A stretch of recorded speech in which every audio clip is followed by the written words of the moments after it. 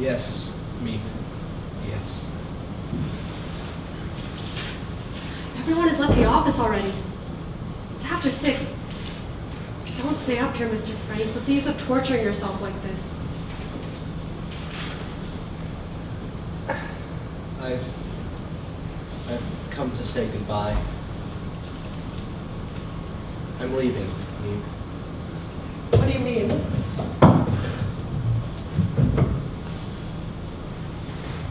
Where are you going?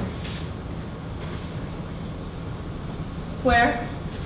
I haven't decided yet. Mr. Frank, you can't leave here. This is your home. Amsterdam is your home. Your business is here waiting for you.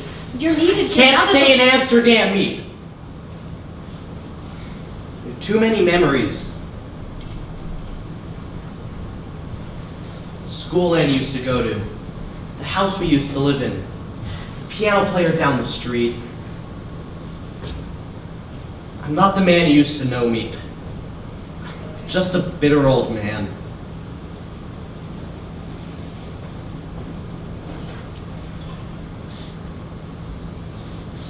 I'm sorry, Meep. I shouldn't talk to you this way.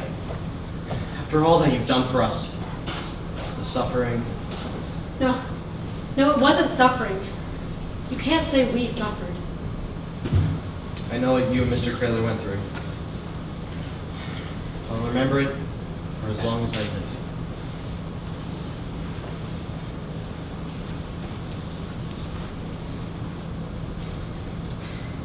Come, Meep. Mr. Frank, did you see? There are some of your papers here. We found them in a heap of rubbish. Burn them. But Mr. Frank, there are Burn letters. them.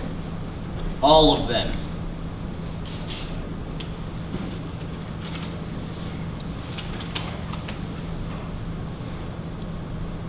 Burn this? Anne's diary.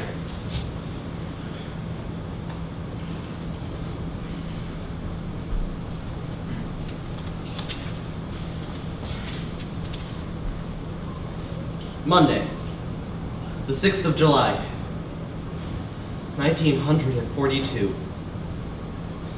1942? Is it possible, Meep? Only 3 years ago. Dear Diary, since you and I are going to be great friends, I will start by telling you about myself. My name is Anne Frank. I am 13 years old. I was born in Germany the 12th of June, 1929. As my family is Jewish, we emigrated to Holland when Hitler came to power. My father started a business importing spice and herbs. Things went well for us until 1940. Then the war came and the Dutch defeat, followed by the arrival of the Germans. Then things got very bad for the Jews. You could not do this and you could not do that. They forced Father out of his business. We had to wear yellow stars. I had to turn in my bike. I couldn't go to a Dutch school anymore.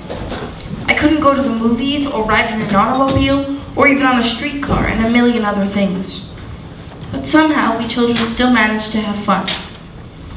Yesterday, Father told me we were going into hiding. Where, he wouldn't say. At 5 o'clock this morning, Mother woke me and told me to hurry and get dressed. I was to put on as many clothes as I could. It would look too suspicious if we walked around without suitcases on. Our hiding place was to be upstairs, in the building where Father used to have his business.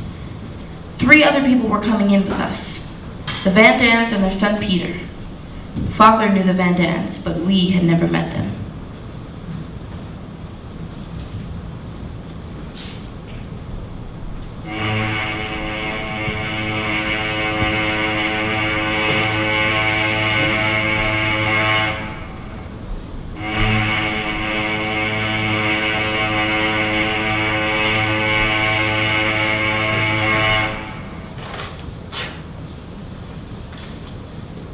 Something's happened to them. I know it. Now, Karen, Mr. Frank said they'd be here at 7 o'clock. He said they have 2 miles to walk. You can't expect they've them been picked up. That's what's happened. They've been taken. You see?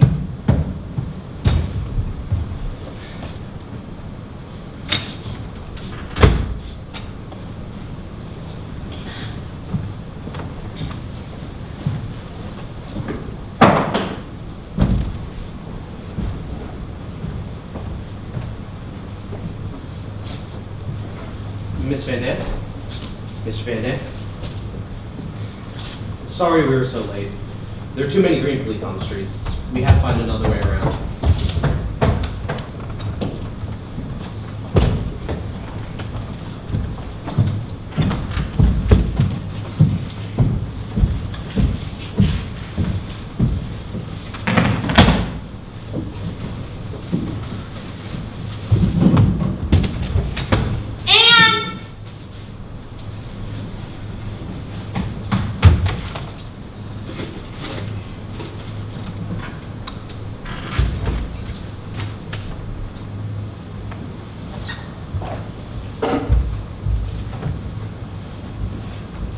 My wife, Edith.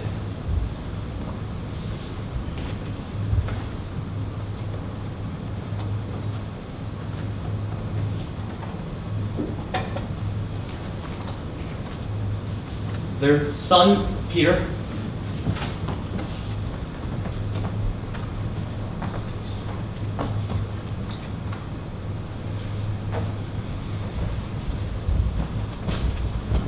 And my daughters. Margot, and Anne.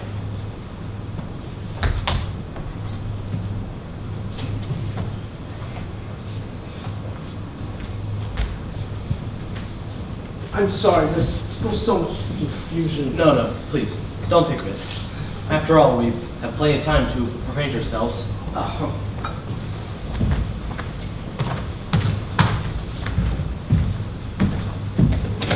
put the stores and foods you sent in here. Your drugs are here, soaps and linens here and here. Thank you, Lee. I made the beds the way Mr. Frank and Mr. Kraler said. Forgive me. I'll be up in a minute. I forgot to get ration books for all of you. Ration books? If they see our names on ration books, they'll know we're here. Don't There worry. isn't anything. Your names won't be on them. I'll be up later. Thank you.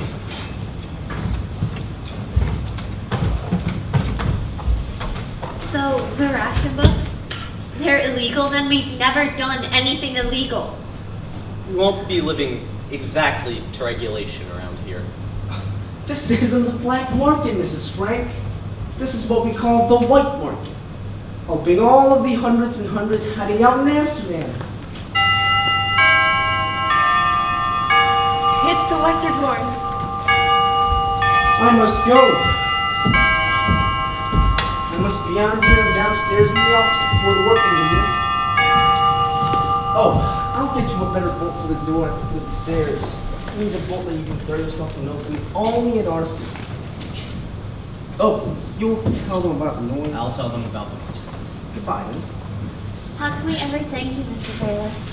Oh, I never thought I'd live to see the day when a man like Mr. Frank would have to go into hiding. When you think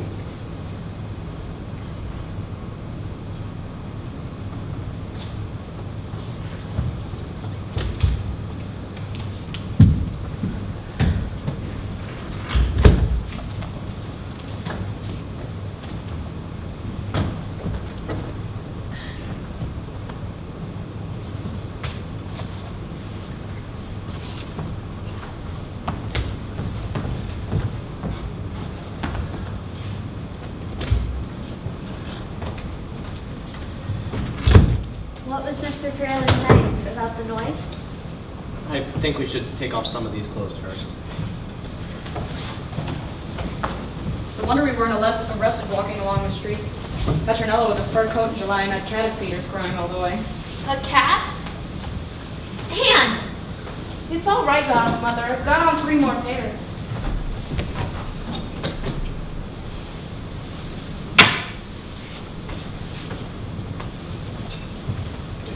Now then, about the noise. When the men are in the building below, we must have complete quiet. Any noise we make up here can be heard not only in the offices, but the workrooms as well. They come in around 8:30 and leave around 5:30, so to be completely safe, from 8 to 6, we must move only when necessary, and then in stocking feet. We must not speak above a whisper. We cannot run any water. We can't use the sink, or, forgive me, even the WC. The pipes go through the workers below. It would be heard. No trash.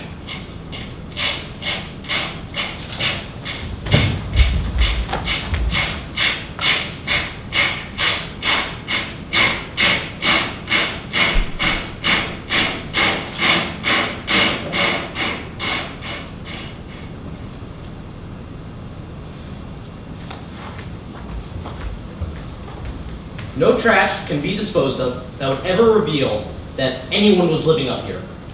Not even a potato paring. No. We must burn everything on the stove every night. That is the way we are to survive if we are to live up here.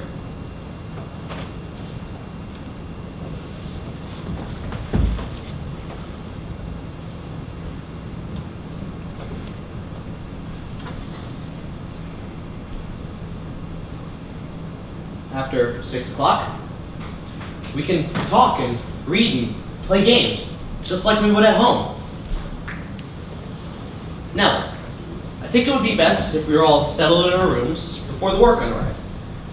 Mrs. Van Dam, you and your husband will take the room upstairs. I'm sorry you couldn't find a place for your son, but he'll be down here, near us. This is our main room, where we can talk and eat and have fun, just like we would all one big family. And where will you and Mrs. Frank sleep? This room is also our room. It's your place. That's not right. No, please. I thought about it for weeks. This is the best arrangement. The only arrangement. Never can we thank you. If it hadn't been for Mr. Frank, who knows what would have happened to us. You don't know how much your husband helped me when I first came to this country. Not knowing the language, not knowing anyone. I can never repay him for that. Can I help you with your things? No. Come along, leave now.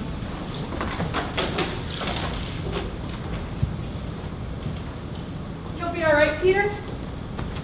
You're not afraid? Please, Mother.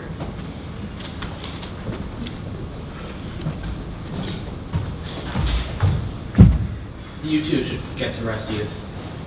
You didn't close your eyes at all last night. Nor you, Margot. I slept, Father. Wasn't that funny? Even though I knew it was the last night in my own bed, I slept soundly. That's great, Anne. That means you could help tidy up in here. You, Margot, follow me into this room and rest for now. Are you sure? I can help, really. Anne hasn't had her milk I today. can give her a milk. Anne, Peter, take off your shoes now before you forget.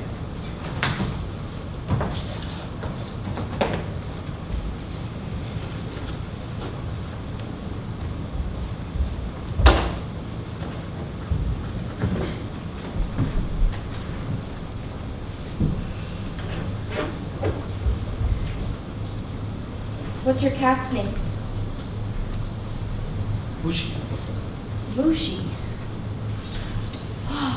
Mushi. Mushi. I love cats. I have one. A darling little cat. Well, they made me leave her behind. I left a note for the neighbors to feed her and make her comfortable, but I'm going to miss her terribly. What's yours, a him or a her? He's a Tom, and he does not like strangers. I guess I'll have to stop being a stranger then. Where'd you go to school? Jewish secondary. Why, that's where Margot and I go. But I never saw you around.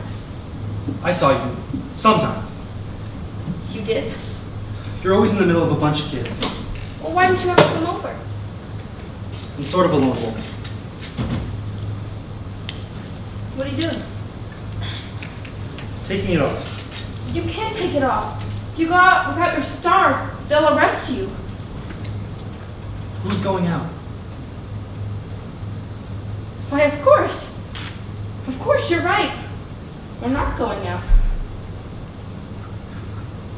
I wonder what people will think when we don't show up to school this morning. I didn't have any dates with anybody. Oh, I did. I had a date with Jopi Duvall to go and play ping pong at her house. Do you know Jopi Duvall? No. Oh, Jopi's my best friend. I wonder what she thinks when she phones the house and no one answers. Maybe she'll go over. I wonder what she'll think. What are you going to do with yours? Burn it.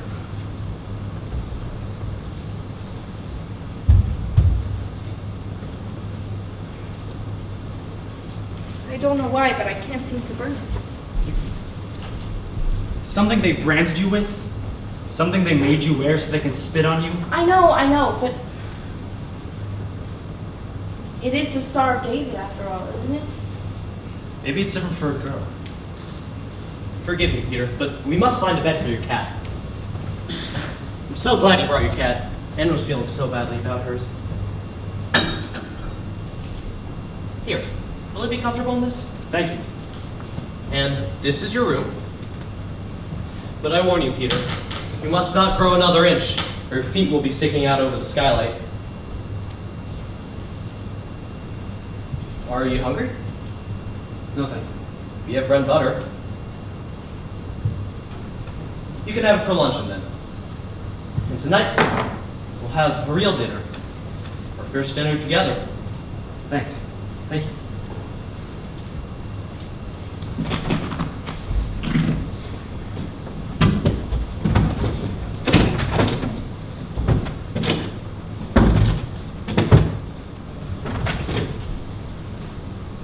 He's a nice boy, that Peter.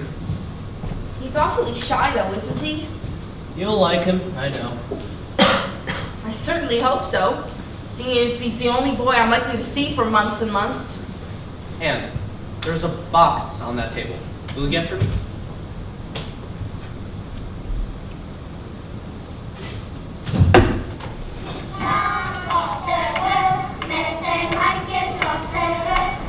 My movie stars.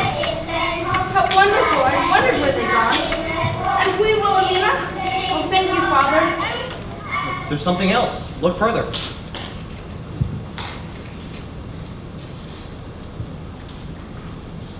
A diary?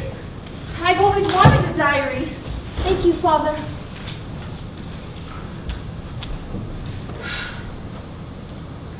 Pencil. Pencil, pencil, pencil, pencil, pencil. I'm going downstairs to get a pencil. Anne, no!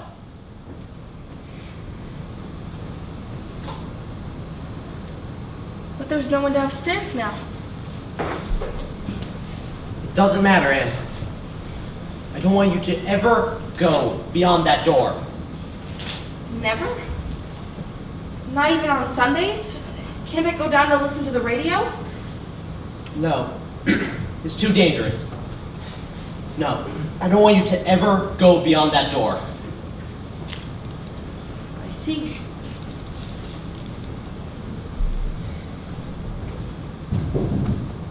It'll be hard, I know, but always remember this. There are no locks, no walls, no bolts that anyone can put on your mind. Meep will bring us books, and we could read history and poetry and mythology. Here's your milk. You know, between you and me, Anne, there are certain advantages that you have while staying up here. For example, remember that battle you had with your mother over the subject of overshoes? How you said you'd rather die than wear them, but in the end you had to wear them anyway? Well, as long as you're up here, you won't have to wear overshoes. Or that coat you inherited from Margot. You won't have to wear that either. Or the piano. You won't have to practice piano as long as we're up here. I thought I'd better get some water from Mushi before. Of course.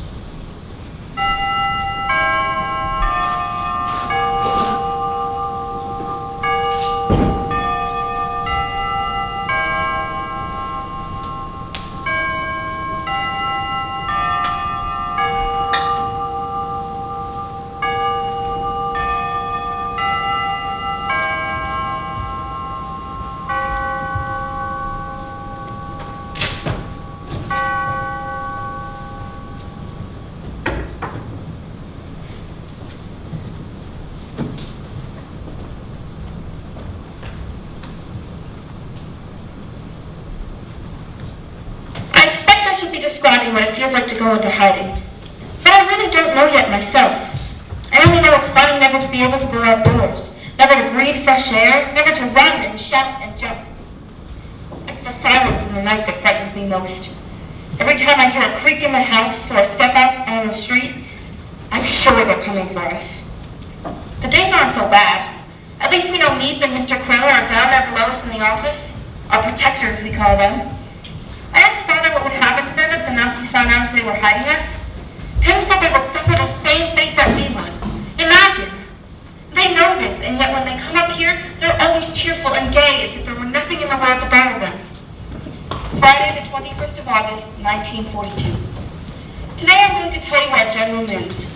Mother is unbearable. She insists on treating me like a baby, which I loathe. Otherwise, things are going better. The weather is...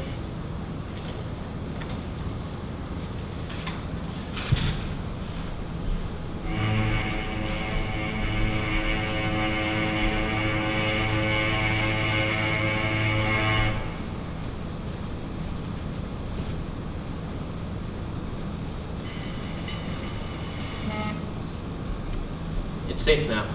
The last workman is left. I'm the first for the WC. 6 o'clock. School's over.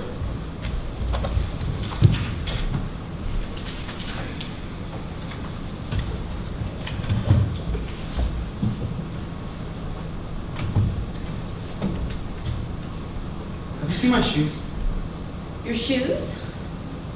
You've taken them, haven't you? I don't know what you're talking about. You're gonna be sorry. Am I? Hand! Did I get you?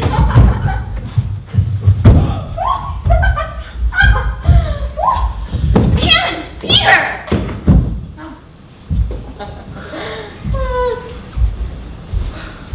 Oh wait, Peter, where are you going? Come dance with me. I tell you, I don't know how. I'll teach you. I have to give Mushi his dinner. Can I watch? He does not like people around while he eats.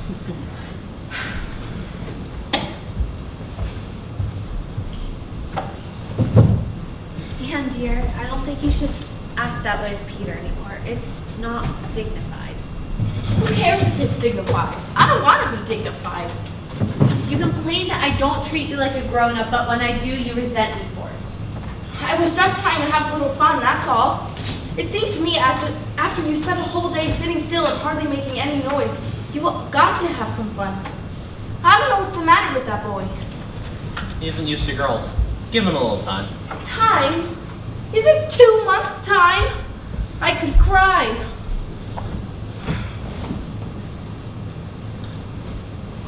Margot!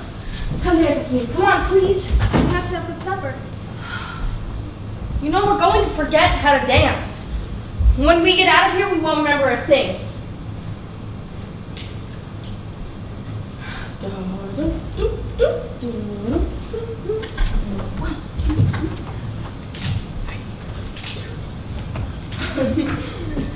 One, two, three.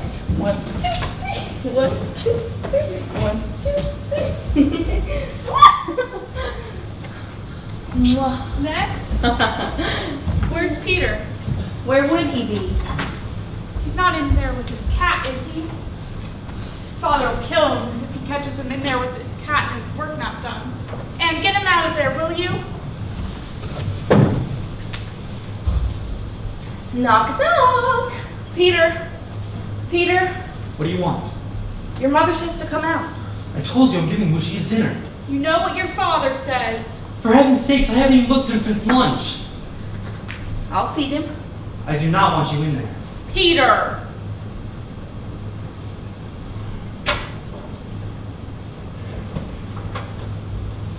Give him his food and then get out, you hear?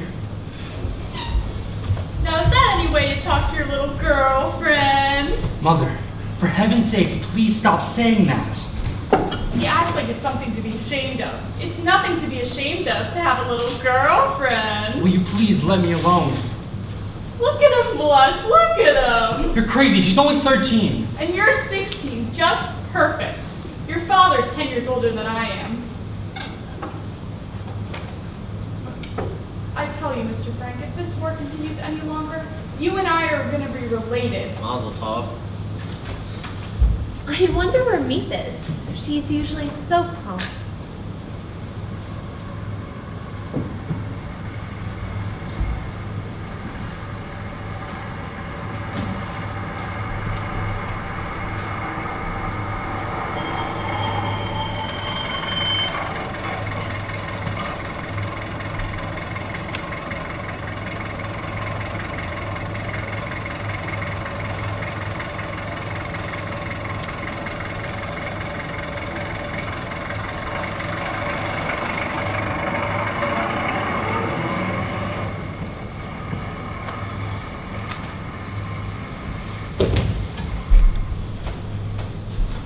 Good evening, ladies and gentlemen. It is I. Oh, do forgive me if I don't stay long. I have a friend in there waiting for me. His name is Tom. Tom Cat. Some people say we look alike, but Tom has the most beautiful whiskers, while I only have a little fuzz. I am hoping. All right, that Miss Quack Quack. Peter! I heard all about you. How about you talk so much in class? Mr. Spin has made you write a composition. Miss Quack Quack. Well, go on then. Tell them the rest. Tell them how it was so good that he read it out loud to the class and to all his other classes. Quack Quack, Quack Quack Quack. You are the most insufferable boy I have ever met. That's right, Annika. Give it to him. Like all the boys in the world I had to get stuck with. Why I had to get locked up with one like that. Quack Quack Quack, and stay out of my room.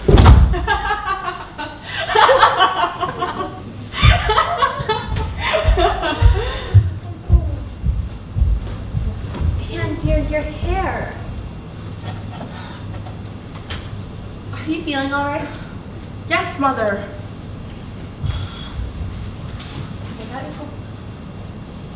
And dear, you know we can't do that. We have to check.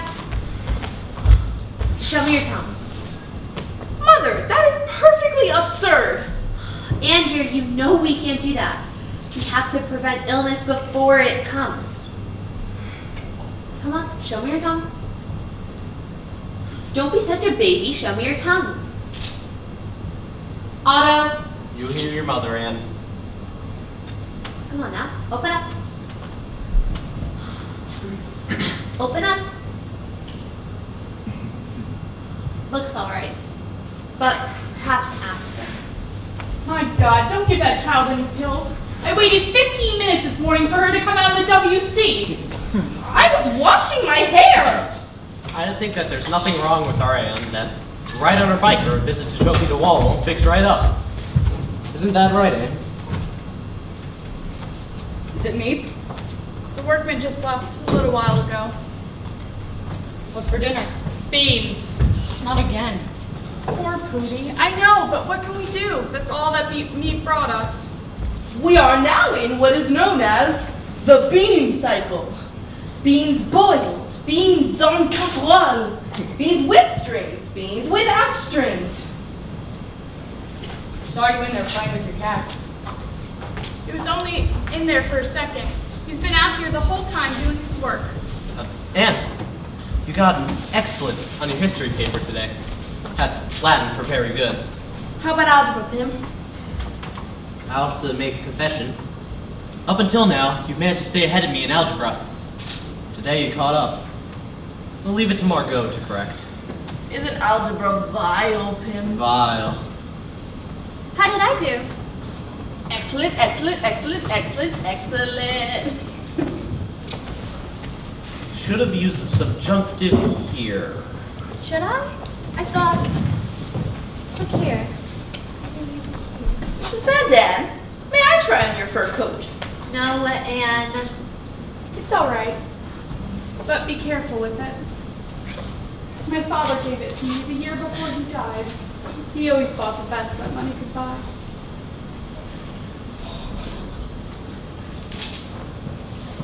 Mrs. Van Dam, did you have a lot of boyfriends when you were younger?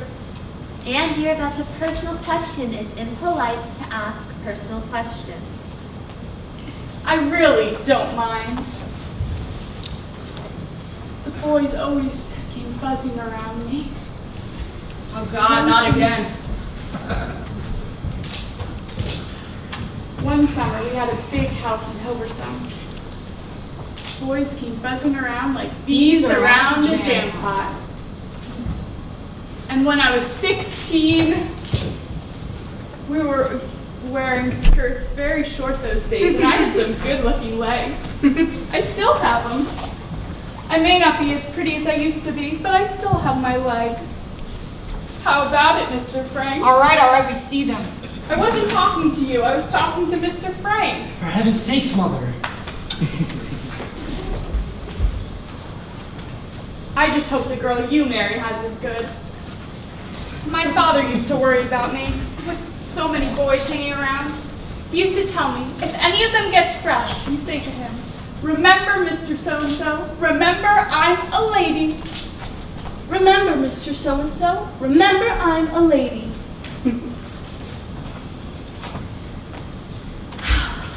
Peter, do you mind if I move you over to the couch? Look at you talking that way in front of her. Don't you know she puts it all down in that diary? So what if she does? I'm only telling the truth. Me must have the radio on. Haven't you finished yet? No. You ought to be ashamed of yourself. All right, I get it. I'm a dunce. I'm a hopeless case. Why do I go on? You're not hopeless. Don't talk that way. It's just that you haven't anyone to help you like the girls have. Maybe you could help him, Mr. Frank. I'm sure that his father could. Not me. I can't do anything with him. He won't listen to me. You go ahead if you want. How about it, Peter? Shall we make our school co-educational? You're an angel, Mr. Frank. An angel. Now, Mr. Frank, sit down. Now, Peter, you listen to Mr. Frank. I think it would be best if we went into Peter's room instead. You go in there, Peter. You listen to Mr. Frank. Mr. Frank is a highly educated man. Shh, I can hear a man's voice speaking. Isn't it bad enough around here without your sprawling all over the place? If you didn't smoke so much, you wouldn't be so bad-tempered. Am I smoking? Do you see me smoking? Don't tell me you used up all of those cigarettes. One package. You've only brought me one package. It's a filthy habit anyway. It's a good time to break Oh, yourself. stop it, please. You know you're smoking up all the money. You know that, don't you? Will you shut up? And what are you staring at? I never heard grown-ups quarrel before. I thought only children quarreled. This is not a quarrel, it's a discussion. And I never heard children so rude before. Rude? And dear, will you bring me my knitting? I need some hairpins and some soap. I made a list.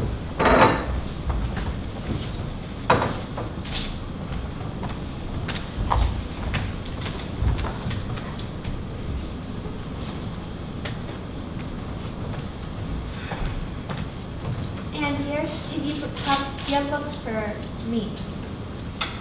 It's a wonder Meek has any life the way we make her run errands for us. Please, Meek, get me some more starch. Meek, take my hair out and have it cut. Tell me all the latest news, Meek.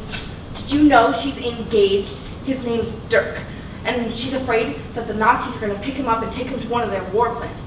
Did you know that they're doing that now? They picked the young Dutchman up off the street. Don't you ever get tired of talking? Suppose you try keeping still for 5 minutes, just 5 minutes. And dear, come finish your milk. Talk, talk, talk. I never heard such a child. Every evening it's the same. Talk, talk, talk. Where's my, What are you looking for? my pipe? Have you seen my pipe? What good's a pipe? You haven't got any tobacco. At least I'll have something to hold in my mouth.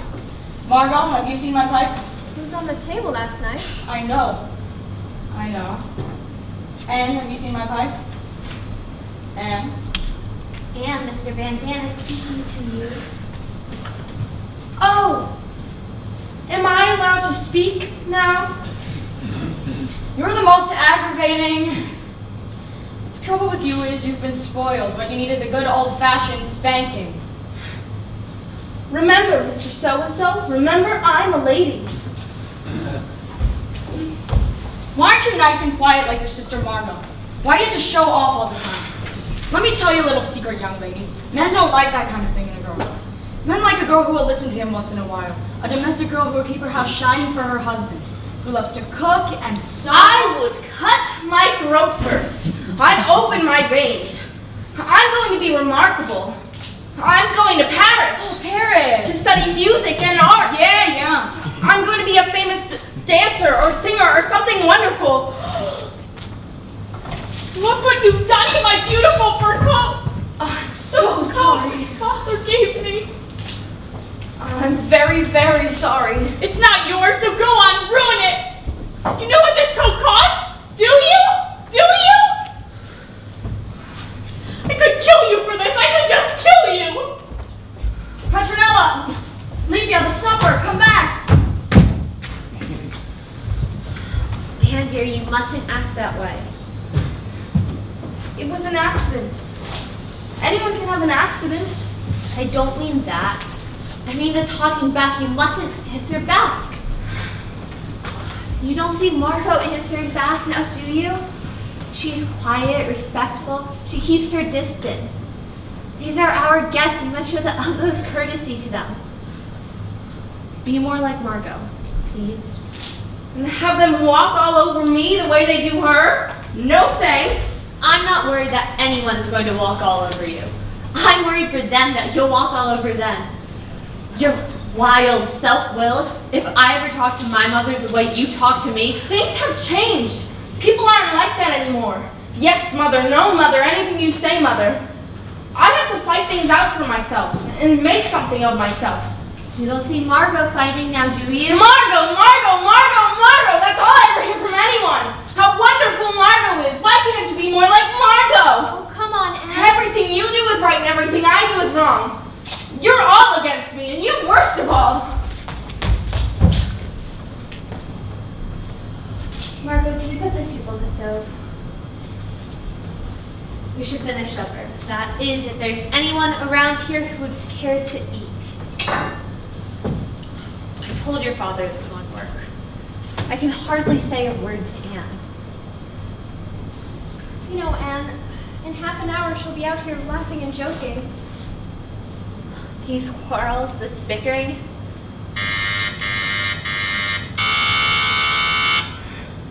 Every time I hear that sound, my heart stops. It's me. Father, Thank you, Margot. Has everyone their list? I'll get my books. Here's your list. It's me. Is it me? Yes, Father's gone down to let her in. Let's have some cigarettes.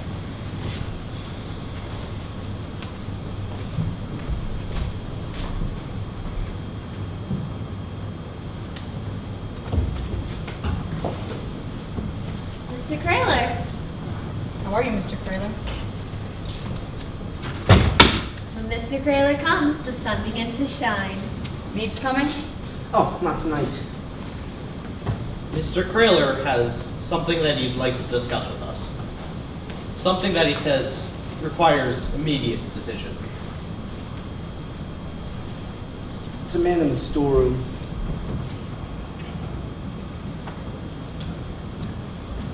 His name's Carl. About 50. Heavy set. Nearsighted. Came with us just right before you left.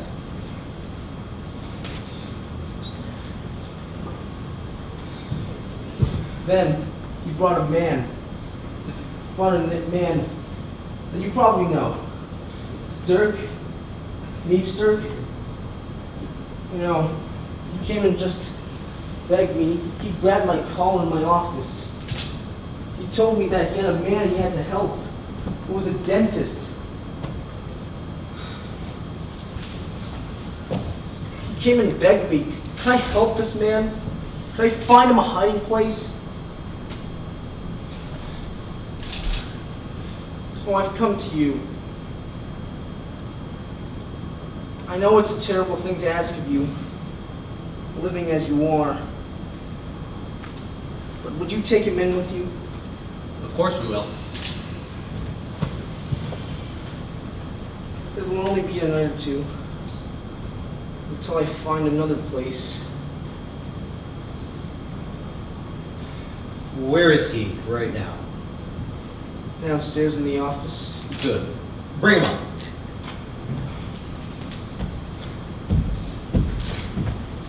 His name's Dussel. Jan Dussel. Dussel. I think I've heard of him. I'll get him.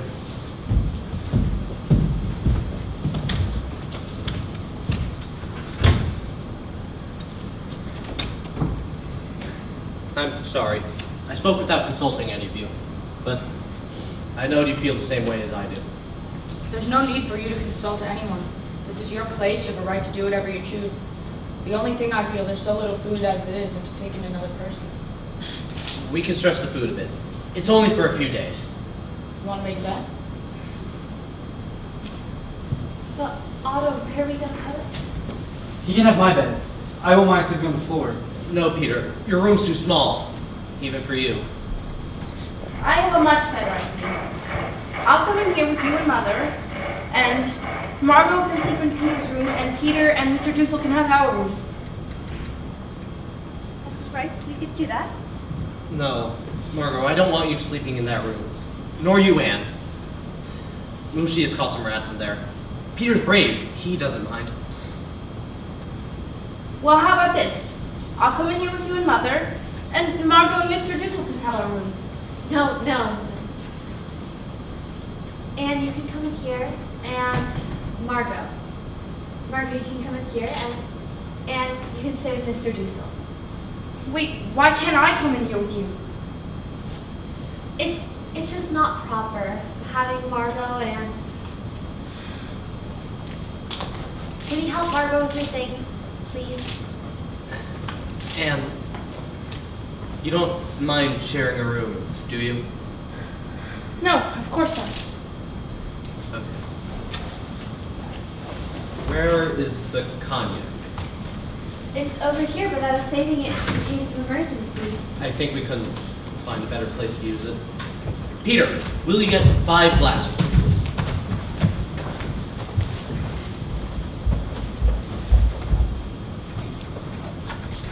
What's happening? Someone's moving in with us. In here? You're joking. It's only for a night or two, until Mr. Greeler finds another place. Yeah.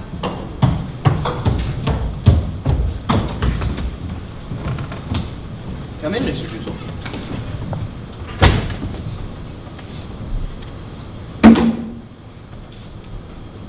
Oh, this is Mr. Frank. Mr. Otto Frank? Yes, may I help you with your things? Beautiful.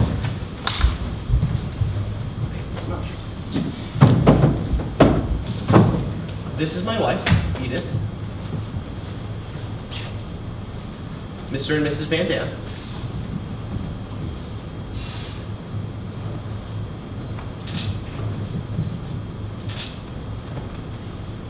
Their son, Peter. And my daughters, Margot and Anne.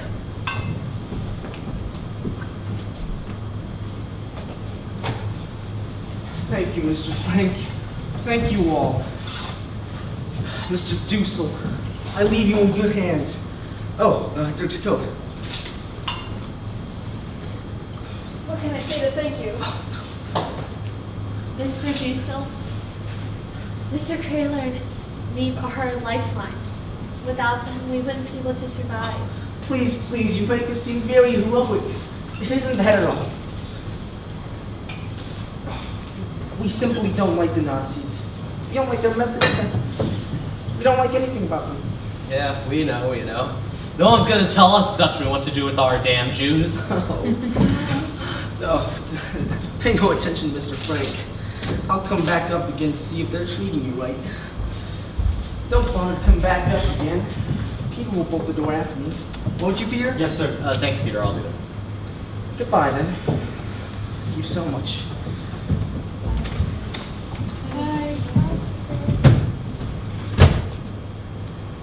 Please, Mr. Dussel, sit down.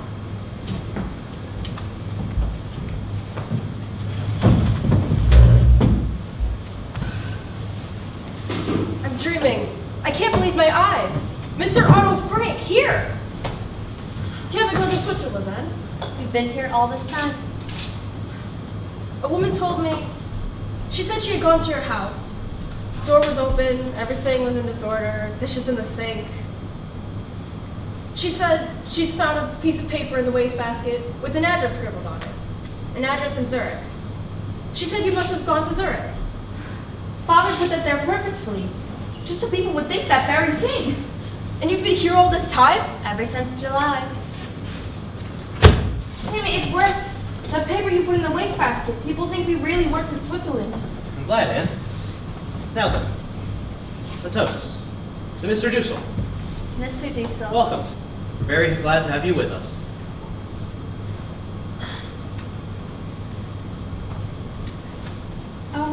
That was good. Did Mr. Kraler warn you that you won't get much to eat around here?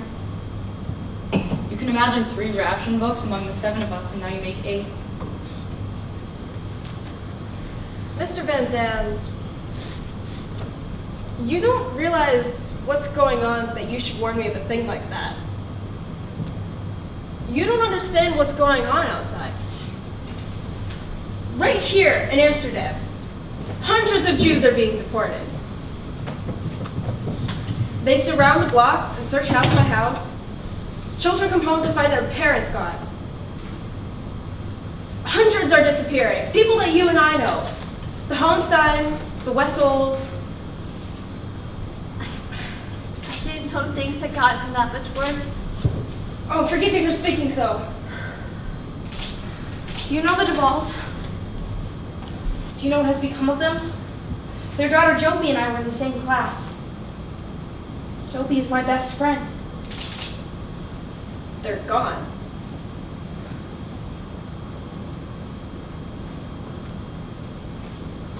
Gone? With all the others. Do you know the Wagners? They live near us. I think it's best if we saved our questions. I'm sure we have many, but I think that Mr. Dussel would like to get settled before dinner. Yes, thank you, I would. I brought very little with me. I'm sorry we couldn't get you a room alone, but I hope you won't be too uncomfortable. We had to make a strict set of rules around here, a schedule of hours. We'll talk to you about that after dinner. Anne? Could you show Mr. Dussel to his room, please? Yes, of course.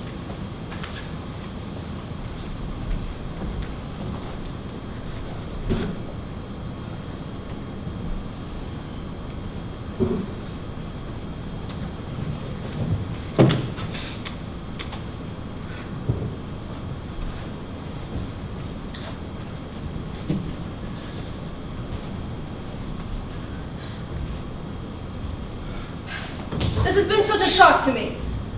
I've always considered myself Dutch.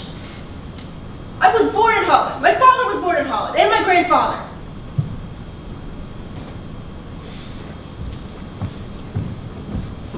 And now, after all these years,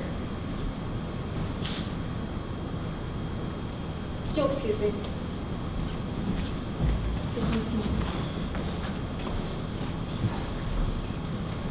News sounds pretty bad, doesn't it? So different from what Mr. Kraler tells us. Mr. Kraler says things are improving. I like it better the way Kraler tells it. And you're going to share this room with me. I've always been a man that's lived alone. I haven't had to adjust myself to others. So I hope you'll bear with me until I learn. You've always lived alone? Haven't you any relatives, family members? No one. How dreadful. You must be terribly lonely. I'm used to it. I don't think I could ever get used to it. Didn't you ever have a pet? A cat or a dog? I'm allergic to all fur-bearing animals. They give me asthma. Oh dear. Peter has a cat. Here? He has it here? But he keeps it in his room all the time. We barely ever see it. I'm sure it'll be all right. Let us hope so. This is Margaret's bed where you're going to sleep, and I sleep on the bed over there. We cleared out those hooks for you. The best part about this room, if you look out the window, you can see a bit of the canal and the street below. There's a houseboat. You can see the end of it. A bargeman and his family live there, and they have a baby, and he's just learning how to walk, and I'm so afraid he's going to fall into the canal one day. Your father spoke of a schedule.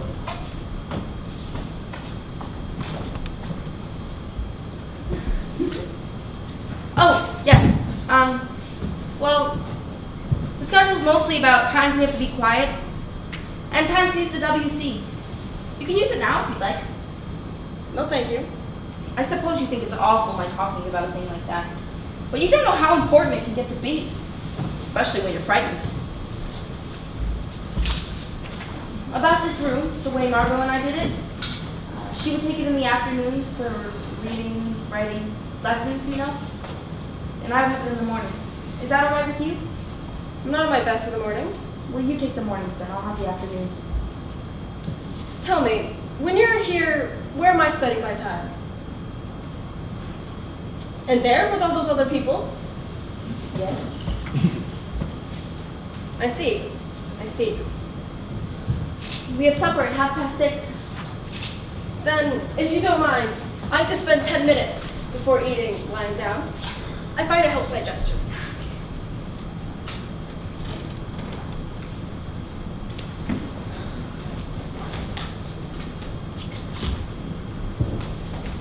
I hope I don't get to bother you. I seem to be able to get everyone else's hair up. Oh, I've always been able to get along with children. My patients all bring their children to me because they know I got on well with them. So don't you worry about a thing like that. Thank you, Mr. Dussel.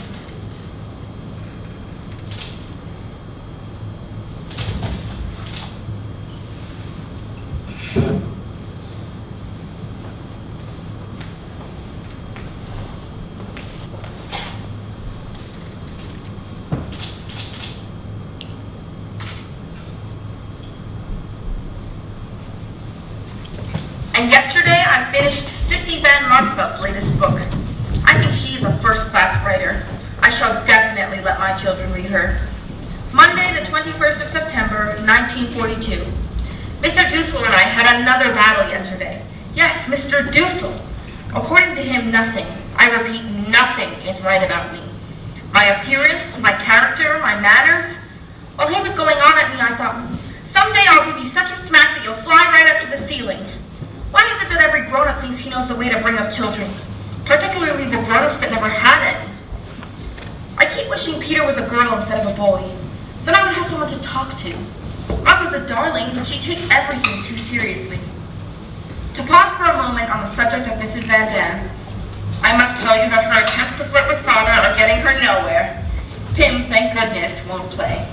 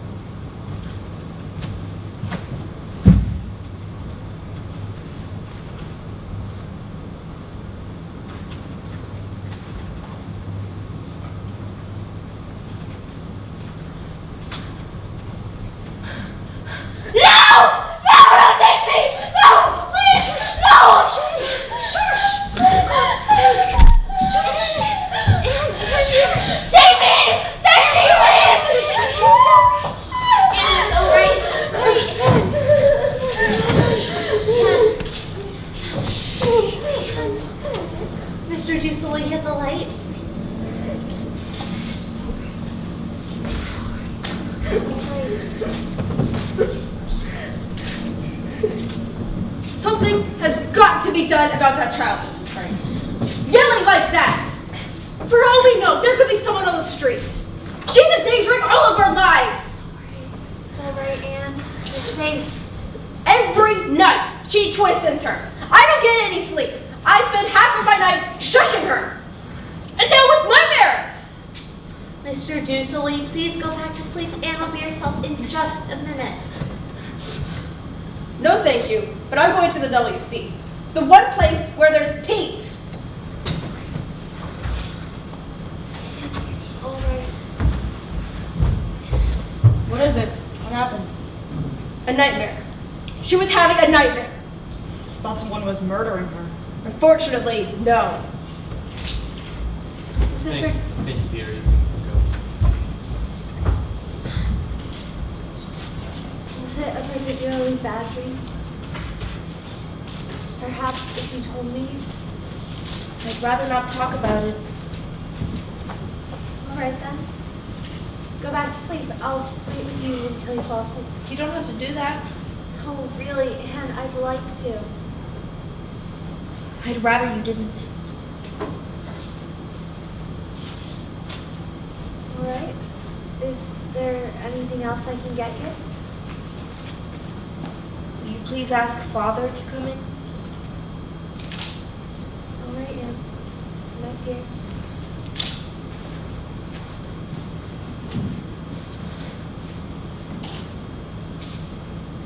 She wants you.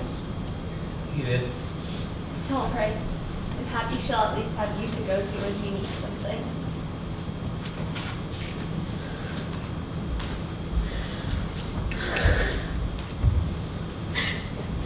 She wants nothing of me.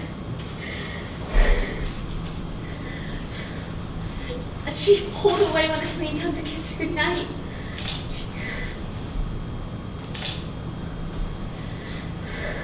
It's a phase. You heard Father. Most girls go through it. They turn to their fathers at this age. They give all their love to their fathers. You were never like this. You never turned away from me like that. She'll get over it. Oh, Pim, it was awful. I dreamt they came and get me. The green place. They broke down the door and they grabbed me and dragged me out the way they did Jopie. I want you to take this. What is it? Something to help quiet you. Do you want me to read to you for a while? No, just sit with me.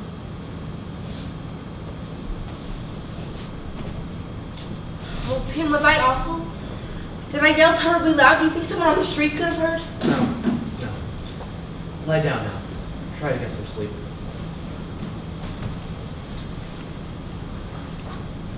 I'm so disappointed in myself. I'm such a coward. Every time I think I'm all grown up, something happens and I go running back to you, like a baby. I love you, Father. I don't love anyone but you.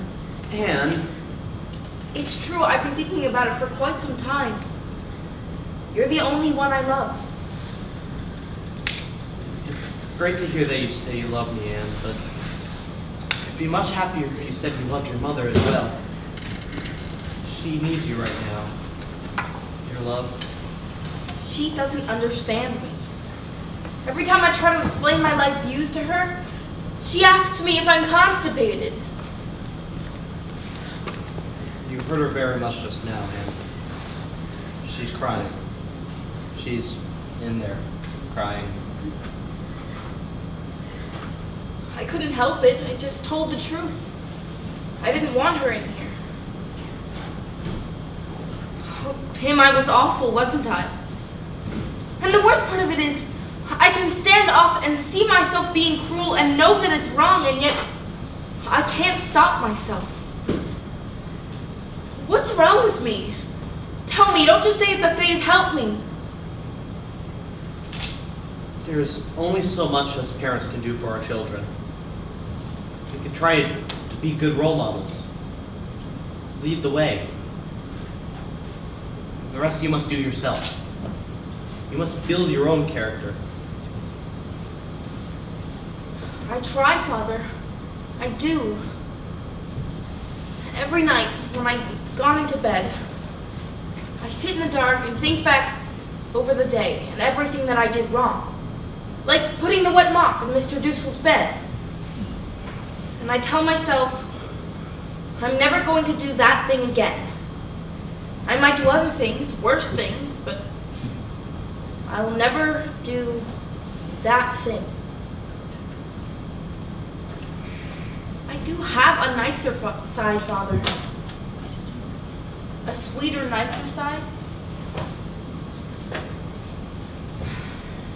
But I'm afraid to show it. I'm afraid someone will laugh at me. And so the good end stays on the inside and the bad end comes to the outside. And I try to bring the bad end to the inside and the good to the outside. I could. If only.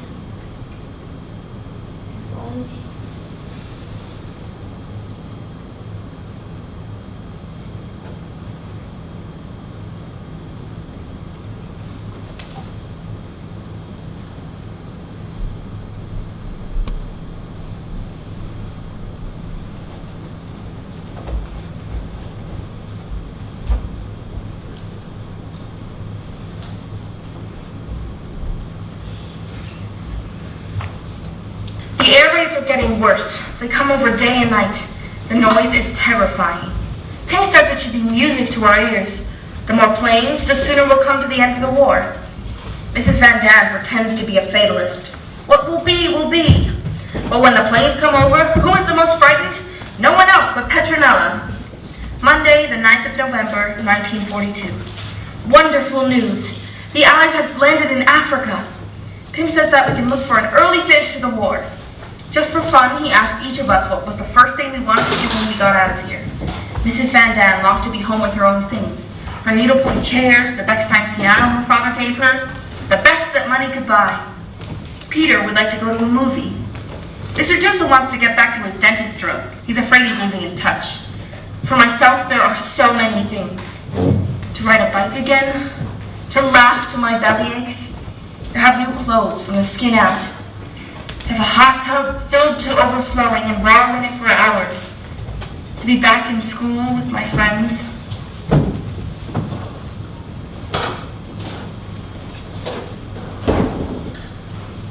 Praise be thou, O Lord our God, ruler of the universe, who sanctified us with thy commandments and bidded us kindle the Hanukkah lights.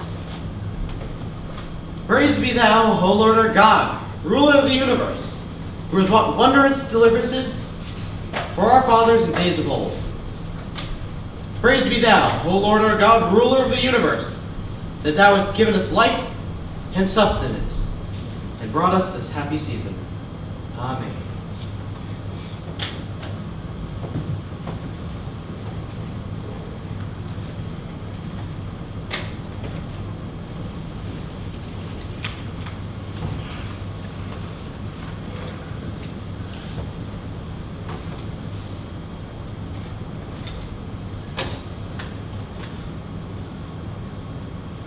We kindle this Hanukkah light to celebrate the great and wonderful deeds brought through the zeal with which God filled the hearts of the heroic Maccabees 2,000 years ago. They fought against indifference, against tyranny and oppression, and they restored our temple to us. May these lights remind us that we should ever look to God, whence cometh our help. Amen. Amen.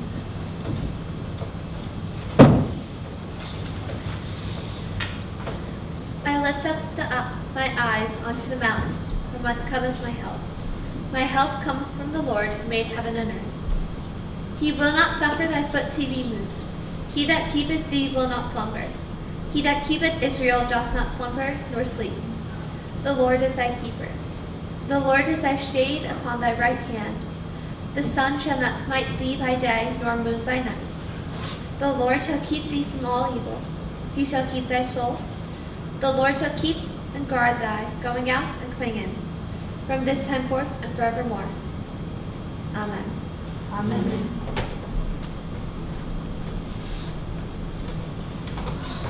That was beautiful. It isn't over yet. Sit down, sit down. There's lots more. Songs and presents. Presents. Not this year, unfortunately. But always on Hanukkah, everyone gives presents. Everyone. Oh, Like our St. Nicholas Day. Oh. no, not like St. Nicholas. What kind of Jew are you that you don't know Hanukkah? I remember in particular the candles. One on the first night like we have tonight. 2 on the second night, 3 on the third, and so on and so forth. Until we have 8. That's when it's truly beautiful. The potato pancakes. Talk about. I make the best latkes you've ever tasted. You'll have to invite us all next year in your own home. God willing. God willing. What I remember best is the presents we used to get. 8 days of presents, and each night they got better and better. We're alive. That's a present enough. No, it isn't. Hand. I've got something. What is it? Presents. Presents?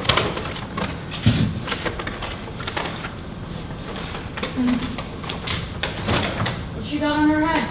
A lampshade. Oh dear, they're every which way.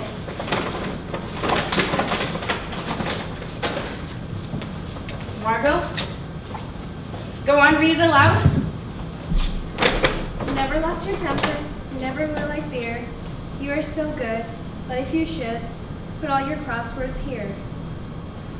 A new crossword puzzle book? Where did you ever get it? It's not a new one. It's one you've already done. But I rubbed out all the answers, and if you wait a little while and forget, you can do it all over again. It's wonderful, Anne. Thank you. You'd never know it wasn't new.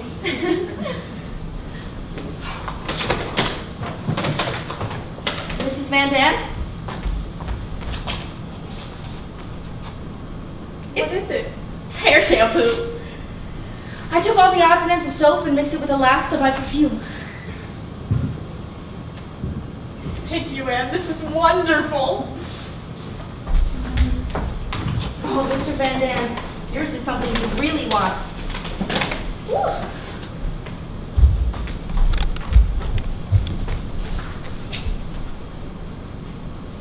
Cigarettes! Cigarettes. 2 of them! Well, go on, Pootie. Light it, light it. Tim found some old pipe tobacco in the lining of his coat pocket, and he made them. Look at him. It really works.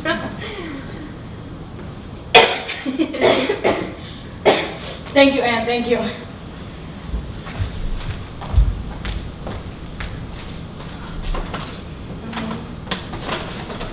Mother, season's greetings. Anne.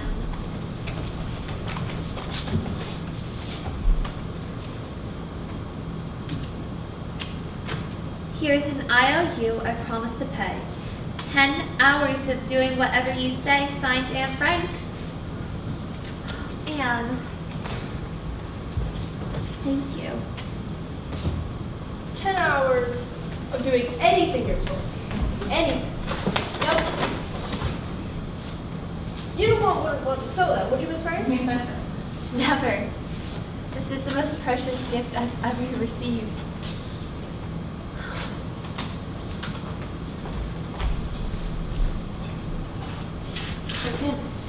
Anne, I wasn't supposed to get anything.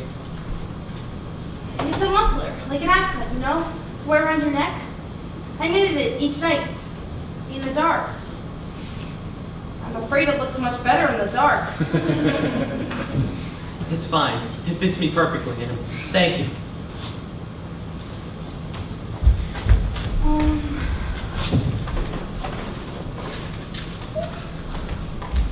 This is for Mushi. On behalf of Mushi, I thank you. And this is for you. Well, go on, open it. I'm scared too. I know something will pop out of me. No, it's nothing like that, I promise. Well, go on, Peter. Open it. It's a safety razor. Oh, what? A razor. You didn't make that at odds and ends. No, Meep got it for me. It's second hand. But you really do need a razor now. For what? Look, there on the top of his upper lip, there's the beginnings of a mustache. He wants to get rid of that? Put a little milk on it and let the cat lick it off. You think you're funny, don't you? Look, he can't wait. He's going to get to try it. I'm going to get Mushi his gift. Mushy, mushy, mushy.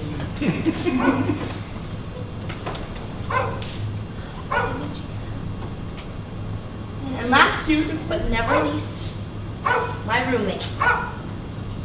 Oh, for me. You have something for me. Capsules. 2 capsules. They're earplugs. Earplugs. For when I thrash around at night and make noise. They're not real ones. I saw them advertised in a magazine, so I made them out of cotton and candle wax. Well, go on, try them. See if you can't hear me. Wait now till I get them in. Are you ready? What? Are you ready? Good God, they've gone inside!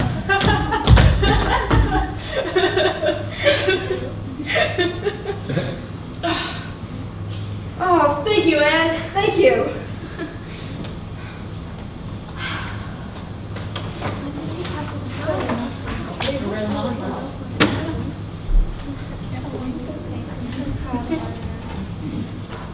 Now can we have the song, Father? Oh, Hanukkah, oh. I'm afraid not tonight, Anne. It's a song of jubilation. One's apt to get too carried away. Oh, please, Father, I promise not to shout. Okay, but quietly now, and I'll stop. You! How many times have I told you? Out! Out! Haven't you any sense? Get that cat out of here. Cat? You heard me. Get it out of here. I have no cat.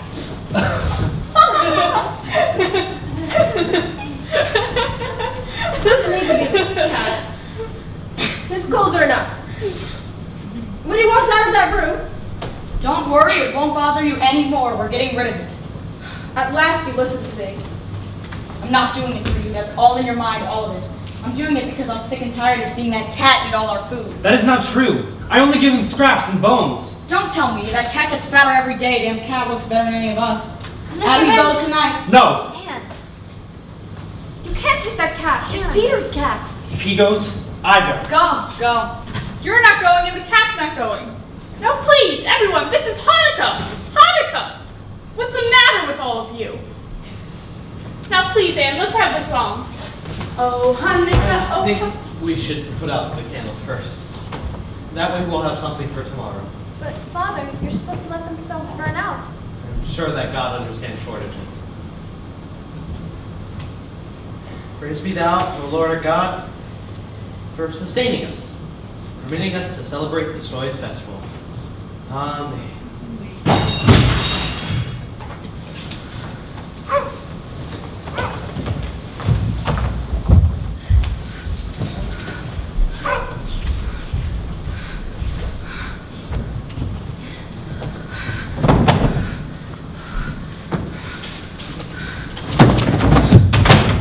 God Almighty.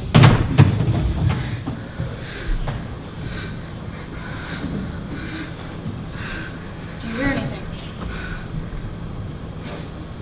No, I think they're gone. It's the Green Police! They found us! If it were the Green Police, they'd be up here already. They've got to get help. They'll be back. It's the Green Police. I know it. Or it could be the Gestapo looking for papers. Or a thief looking for money. Quick, quick. We have to do something quick before they come. There isn't anything to do, just wait. Anne! Margot, go get some water, quick! No one is going to run water. They found us, they found us. Get the water.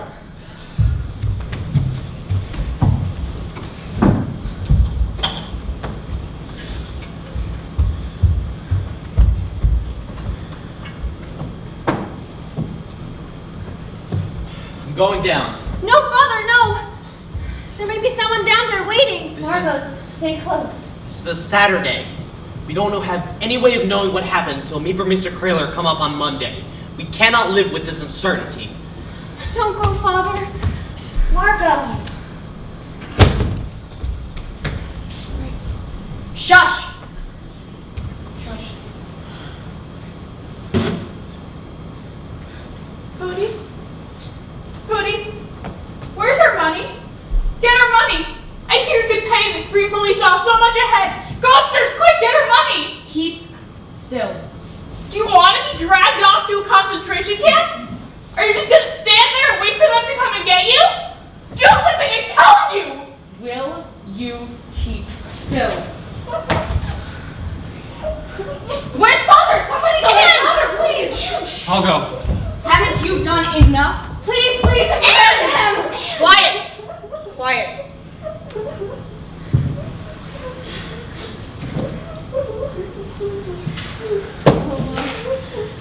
Maker of heaven and earth, please do not suffer thy foot to be moved, and protect thee. Save thee from all evils who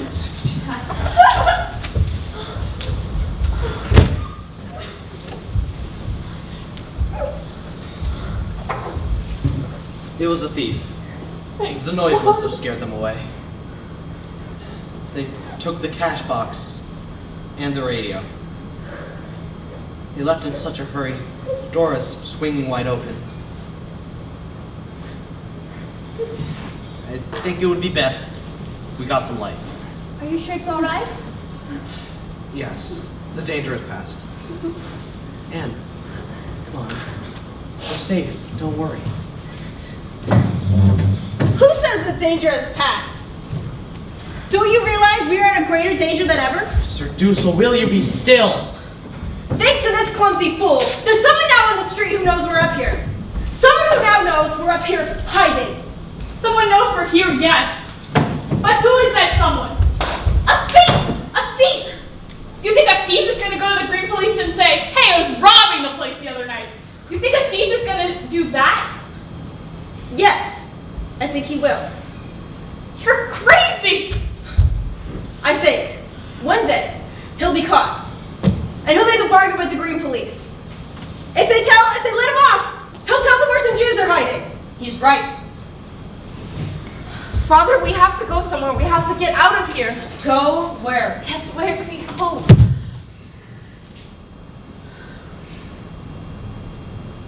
Have we lost all faith, all hope? A moment ago, we thought it was it. We were found. It was over. But it wasn't over. We're alive. Safe.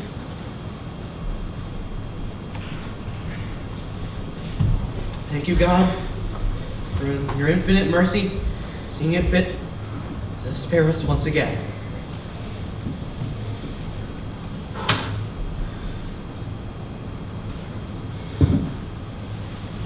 Come on, Anne, the song! The song!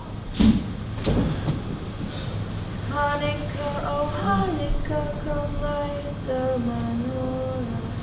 Let's have a party, we'll all dance the hora. Gather round the table, we'll give you a treat. Zibby to play with and like us to eat. And while we are playing, the candles are burning low. One for each night they shed, a sweet light to remind us of days long ago. One for each night they shed, a sweet light to remind us of days long ago.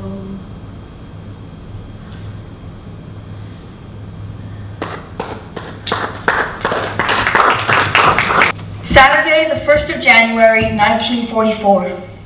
Another new year has begun, and we find ourselves still in our hiding place. We have been here now for 1 year, 5 months, and 25 days. It seems that our life is at a standstill.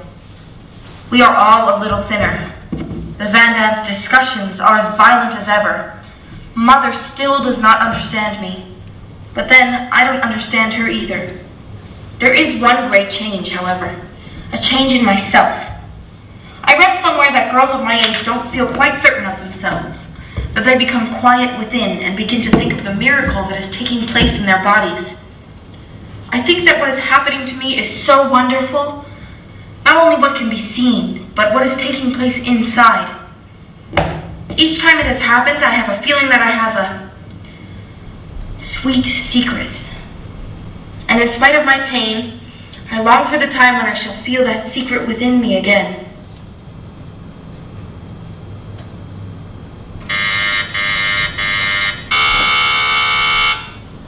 It's me. Wake up, everyone. Meet this year.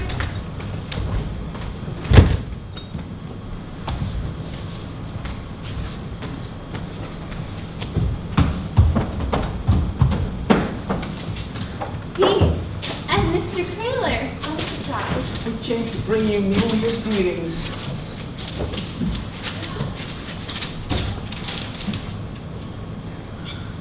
You shouldn't have. You should have at least one day to yourselves. Oh, don't say that. It's so wonderful to see them. I could smell the wind and the cold on your clothes. There you are.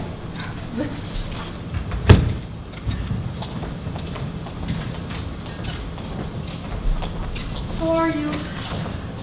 Feeling any better? I'm alright. We filled her full of every kind of pill so she won't cough and make a noise. Hello there, me, Mr. Curler. With my hope for peace and the new year. Me. Have you seen Mushi anywhere? Have you seen him anywhere around? I'm sorry, Peter. I asked everyone in the neighborhood had they seen a gray cat, but they all said no. Look what meat brought for us. A cake? A cake?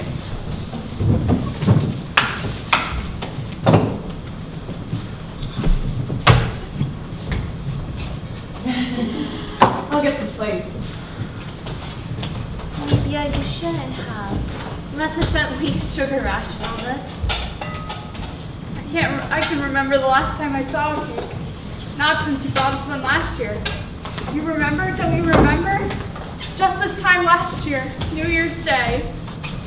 I remember because it had peace in 1943 on it. Peace in 1944.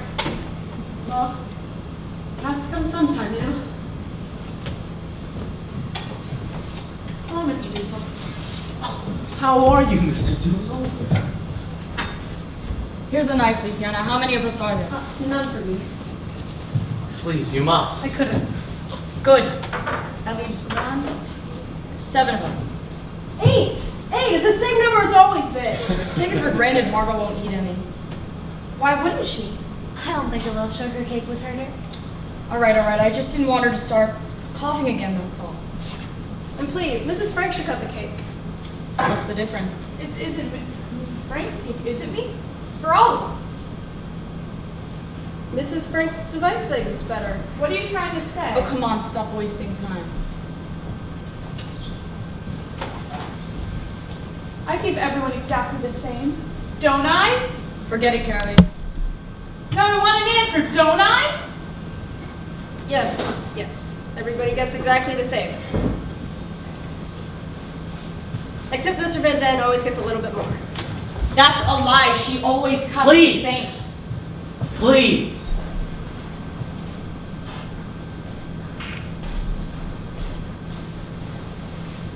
See what a little sugar cake does to us? Goes right to our heads. Here you are, Mrs. Frank. Thank you.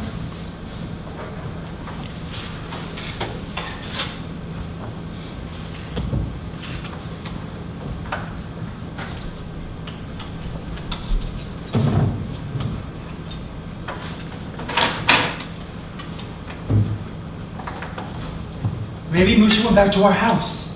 They said that. Do you suppose you could? I'll try, Peter. The first minute I get, I'll try. But I'm afraid I'm gone over a week.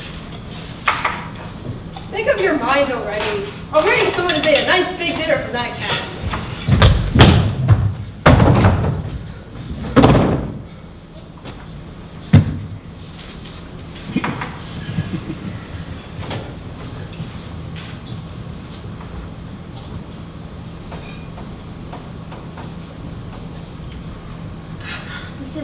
delicious, Meep. Thank you. Delicious. Dirk's in luck to get a girl who can bake like this. I have to go, actually. Dirk's taking me to a party tonight. Oh, how heavenly. Remember now what you eat and what everyone's wearing, so you can tell me tomorrow. I'll give you the full report. Bye, everyone. Bye. Just a minute, there's something I'd like you to do for me. Hootie, where are you going? What do you want? Hootie, what are you gonna do? What's wrong? It's her fur coat. He's gonna sell it. She's crazy about that coat. Is it possible? Is it possible that anyone is so silly as to worry about a fur coat in times like that? Mind your darn business. If you say one more thing, No! No! Give it back to me! It's my father's coat! You have no right! It's not yours! Here! It's mine! It's mine! Just a little discussion over the advisability of selling this coat. As I have often warned Mrs. Van Daan, it is very selfish of her to keep things like this when people outside are in such desperate need of clothing. So if you'll please sell it for us. Should fetch a good price. And by the way, while you're at it, can you get me some cigarettes? I don't care what kind they are, get all you can. It's terribly difficult to get them, Mr. Van Daan. I'll try. Goodbye, everyone. Are you sure you won't have any, Mr. Taylor? Oh, I better not. You're still feeling badly, what does the doctor say? I haven't been to him. Mr. Kraler! Oh, I tried, but you can't get near a doctor these days. They're so busy. After all, I managed to get one on the telephone. But you know what he answers on the telephone? Stick out your tongue.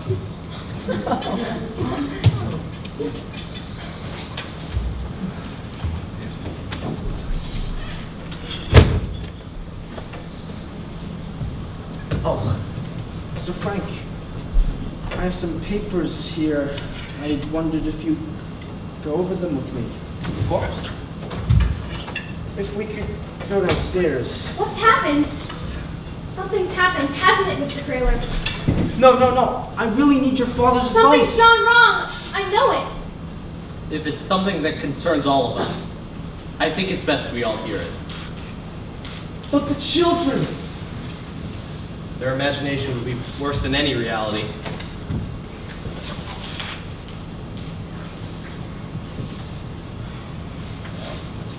Another man came by in the storeroom a few weeks ago. His name was Mark. He came into my office and I didn't know who he was. But somehow he knew about you.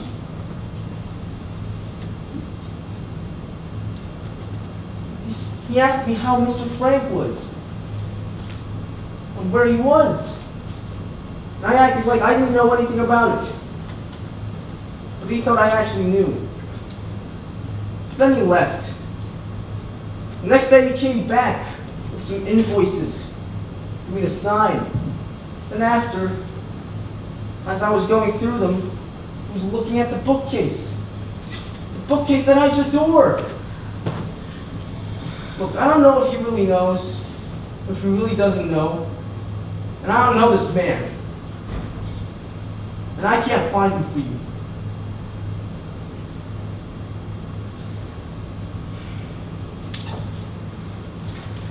And he asked for more money.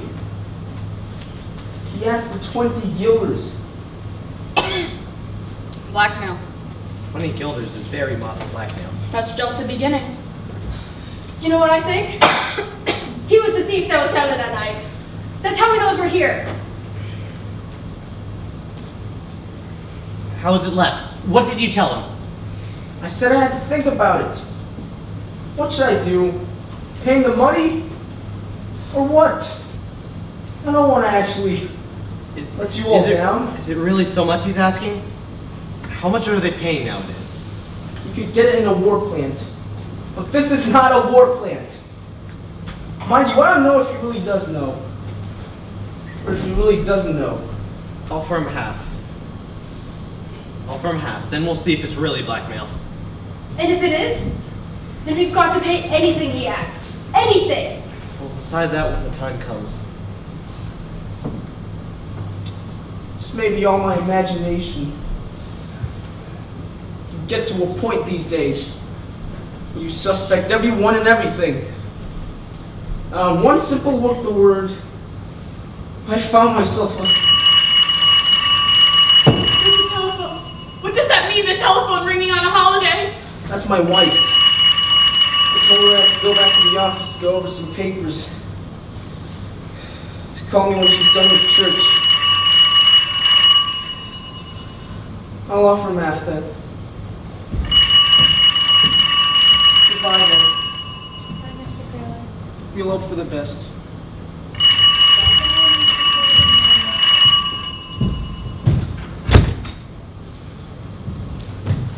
You can thank your son for this.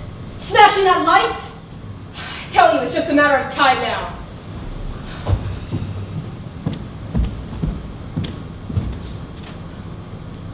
Sometimes I wish the end would come, whatever it is. Margot! Then at least we know where we were. How could you say something like that? Think of all the thousands of people dying in war each day. Think of the thousands of people in concentration camps. What's the good of that? And What's the good of thinking of misery when you're already miserable? We're young, Margot and Peter and I. You grown-ups have had your chance. But we're still trying to find our ideals in this world where everything, hopes, ideals, everything is falling apart. And We weren't here when all this started. So don't go and try to blame it on us. She talks as if we started the war. Did we start the war? She left her cake.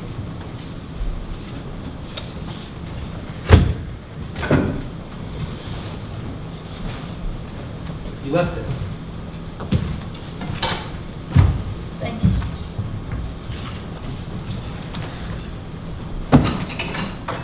I thought you were fine just now. You know just how to talk to them. You know just what to say. I'm no good. I get angry. At Dussel, when he said about Mushis, about someone eating him, I wanted to hit him. I wanted to give him such... That's the way it was at school. But here, an old man like that, it wouldn't be so good. You're making a big mistake about me. I do it all wrong. I say too much. I go too far. I hurt people's feelings. I think you're just fine. What I'm...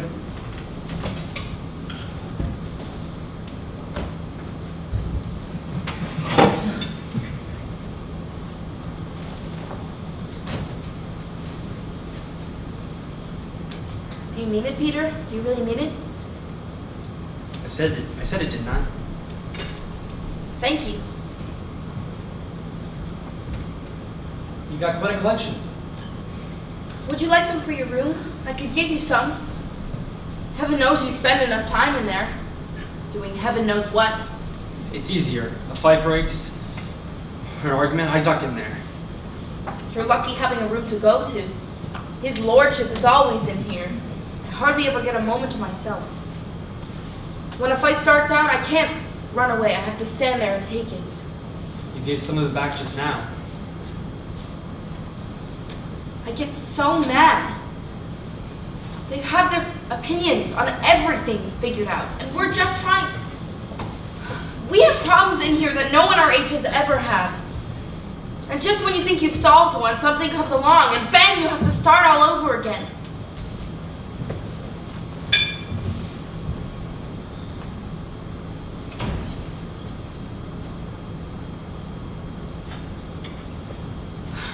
Well, and I can't talk to Mother about this. She doesn't understand. I mean, Father's all right, but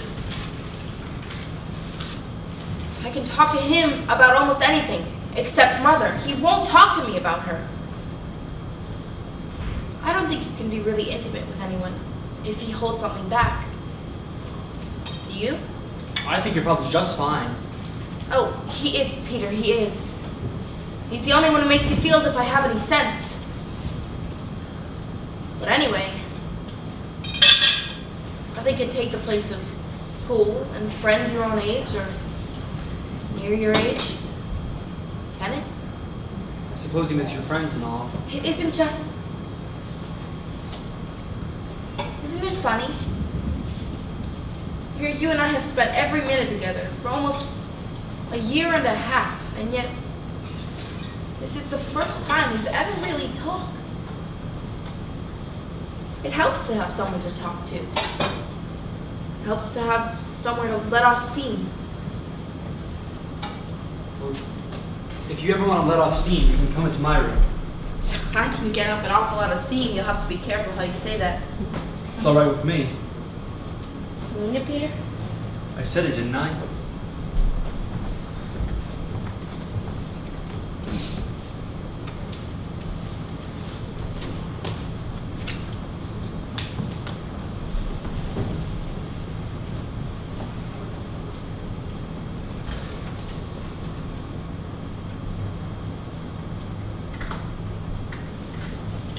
We've had bad news. The people from whom Meep got our ration books have been arrested. So we've had to cut down on our food. Our stomachs are so empty that they rumble and make strange noises, all in different keys. Mr. Van Dan's is deep and low like a bass fiddle. Mine is high, whistling like a flute. As we all sit around waiting for supper, it's like an orchestra tuning up. It only needs Toscanini to raise his baton, and we'd be off in the Ride of the Valkyries. Monday, the 6th of March, 1944. Mr. Kraler is in the hospital. It seems he has ulcers. Pim says we are his ulcers. Meep has to run the business and us too. The Americans have landed on the south tip of Italy. Father looks for a quick finish to the war. Mr. Dussel is waiting every day for the warehouse man to demand more money. Have I been skipping too much from one subject to another? I can't help it. I feel that spring is coming. I feel it in my whole body and soul. I feel utterly confused. I am longing, so longing, for everything. For friends, for someone to talk to, someone who understands, someone young who feels as I do.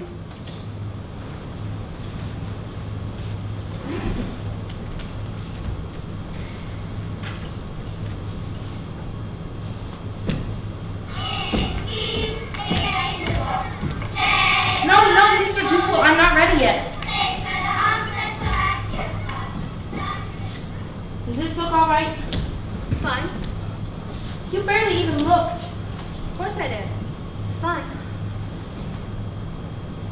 Margot, am I terribly ugly? Stop fishing. I'm not really. Please. Of course you're not. You've got nice eyes and a lot of animation and A little vague, aren't you? May I come in? Come in, Mother. And dear Mr. Dussel is very eager to get in. He takes the room the whole day for himself all the time. You aren't going back to Peter's room now, are you? That is my intention. And dear, aren't you afraid you've been in there too much already today?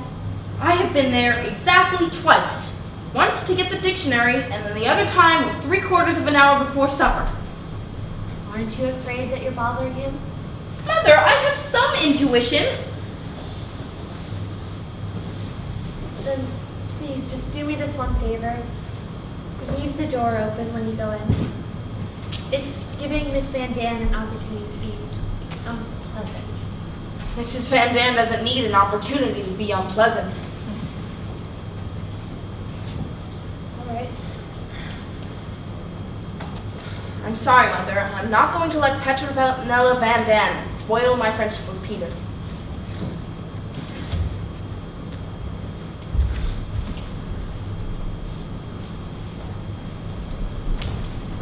Why don't you two talk in the main room?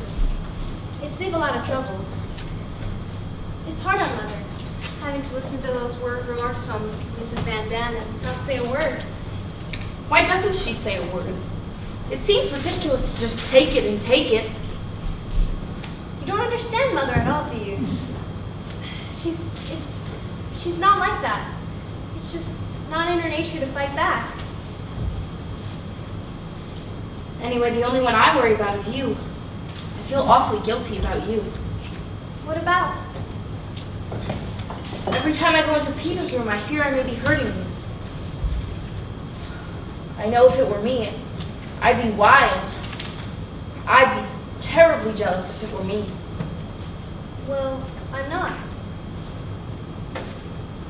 Maybe there's nothing to be jealous of. Maybe I don't mean anything to him. Maybe I just take the place of his cat.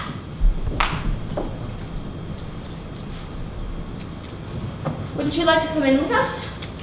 Oh, I have a book.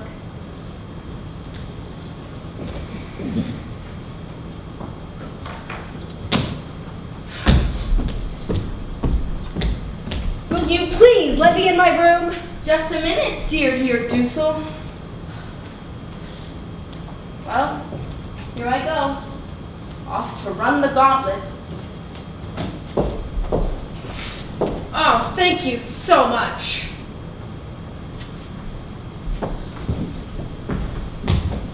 My God, look at her. No wonder I don't see my son anymore. You wouldn't care if I killed myself. Just a minute, Anne, dear. I would like to talk to my son. Now, Peter, you can't be staying up to all hours tonight. You're a growing boy. You need your sleep. You hear? Anne's not going to stay too late. She's going to bed promptly at 9 now, aren't you, Anne? Yes, Mother. May we go now? I didn't know I had anything to say about it. Listen for the chimes, Anne, dear. In my day, it was the boys who called on the girls. You know how young people are. They like to feel as if they have their secrets. Peter's room is the only place where they can talk. Talk? That's not what they called it when I was young. Aren't they awful? Aren't they impossible? Treating us as if we're still in the nursery. Don't let it bother you. It doesn't bother me. I suppose you can't blame them. They think back to what they were like at our age. And we're so much more sophisticated than they were. When I think of all the wonderful talks you and I have had. Oh, I forgot. I was going to bring you more pictures. These are fine, thank you. Are you sure? You just brought some. Maybe later. I remember where I got that one. I won it. Dopey bet me I couldn't eat 5 ice cream cones. We'd all got out to play ping pong and gotten ice cream at the Oasis, or the Delphi where the Jews were allowed. And there'd always be lots of boys, and we'd laugh and joke. I'd like to go back there for a few days or a week, but I know after a little while I'd be bored to death. I think more seriously about life now. I want to be a journalist.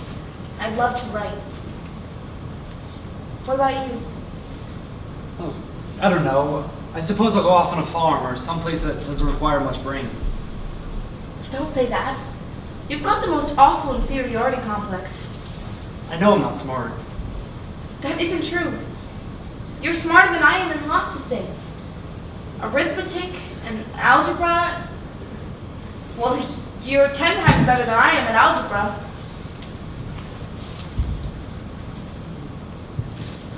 You like Margot, don't you? Right from the start, you liked her. Liked her much more than me. I don't know. It's all right if you do. Everyone does. Margot's so sweet and good and beautiful, and I'm not.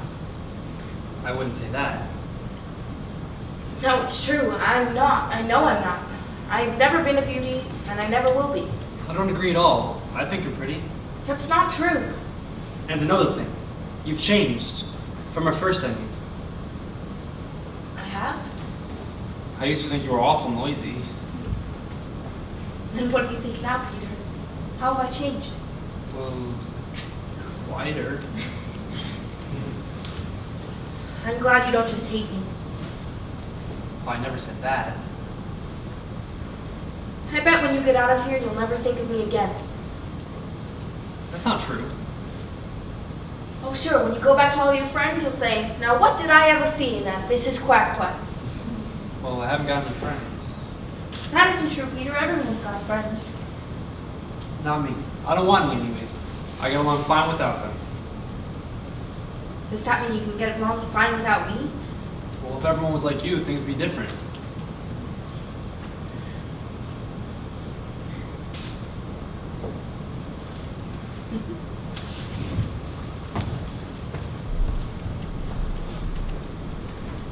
Peter? Did you ever kiss a girl? Yes. Once. That picture's crooked.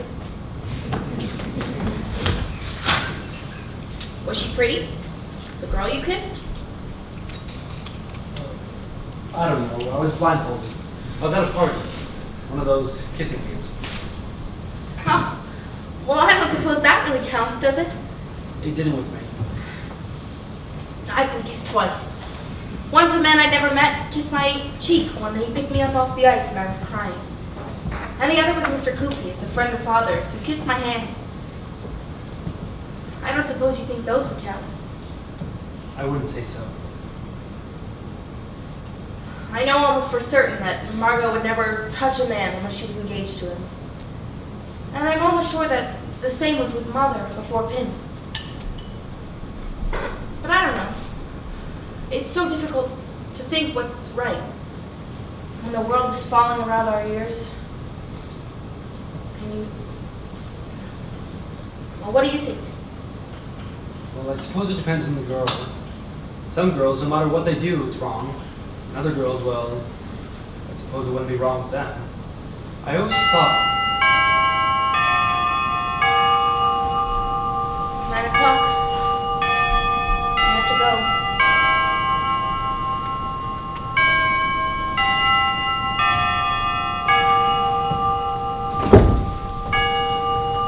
You won't let them stop from coming, right? No, of course not. Maybe I'll bring my diary sometime. There's lots in there I'd like to show you. There's some about you in there, too. What kind of things? Well, I wouldn't want you to see all of it. I thought you were nothing, the same way you thought of me. And has that changed the way I changed my mind about you? Well, you'll see.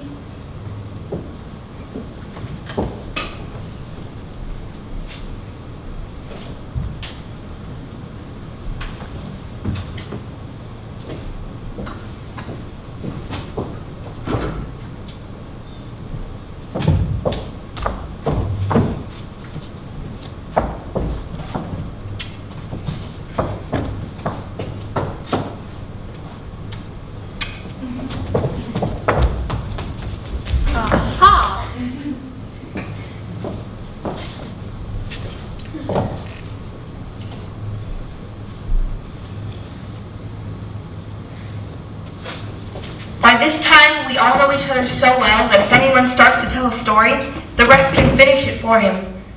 We're having to cut down still further on our meals. What makes it worse, the rats have been at work again. They've carried off some of our precious food. Even Mr. Dussel wishes now that Mushi was here. Thursday, the 20th of April, 1944. Invasion fever is mounting every day.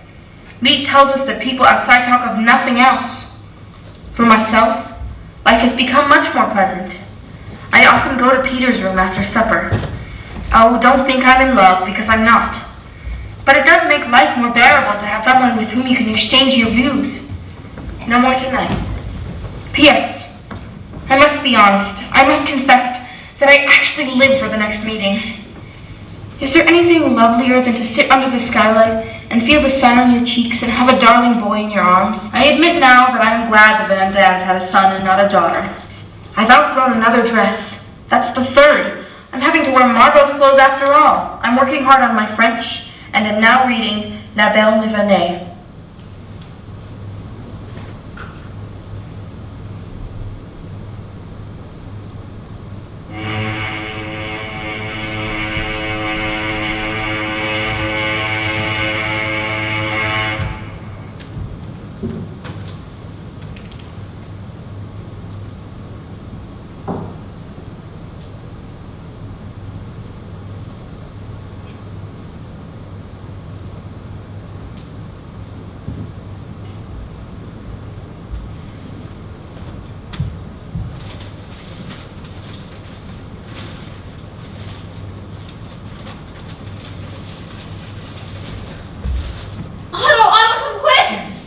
What's happened?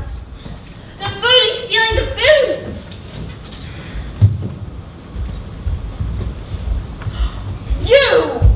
You! Give me that! Mr. Dussel, for God's sake, help me, Peter! Let go of him! Let go! Pony, what is it? Dirty thief! Stealing food! Good for nothing!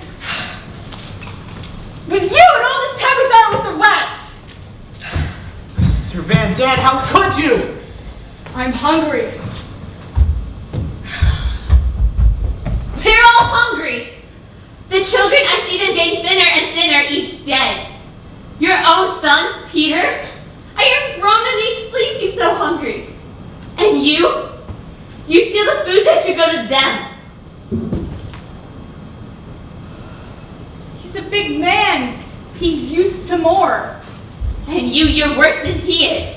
I see you day by day, saving all those choice bits for him.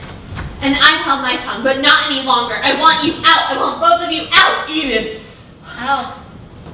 I mean exactly that. I want you out. Edith, you're speaking in anger.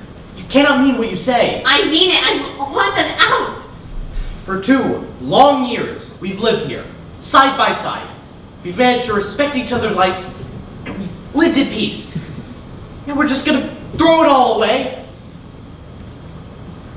I want them out.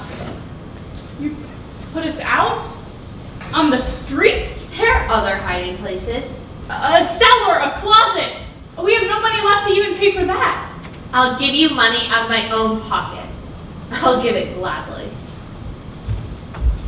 Mr. Frank, when you came to Amsterdam, you told Pooty that you could never forgive him for what he did. You said that you...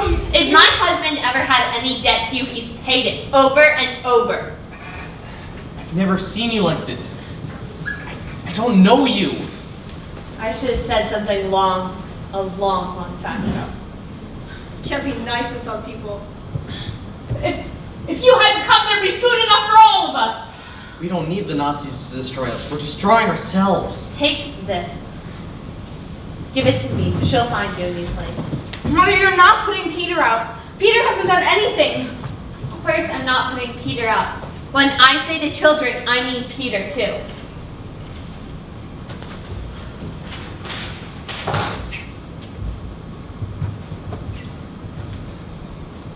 If father goes, I'd have to go too. That man, he's not a father to you. He doesn't even know what it means to be a father. I wouldn't feel right. I couldn't stay here without him. Very well then. I'm sorry. No, Peter, no. I don't care about the food. They can have mine. I don't want it. But if you put them out now, they'll be caught. Please, Mother. They can stay here until meat finds them another place. But there's one thing I must insist on. He must never come down here to where the food is stored. You can cook the food and bring it up to him. Equal share for all.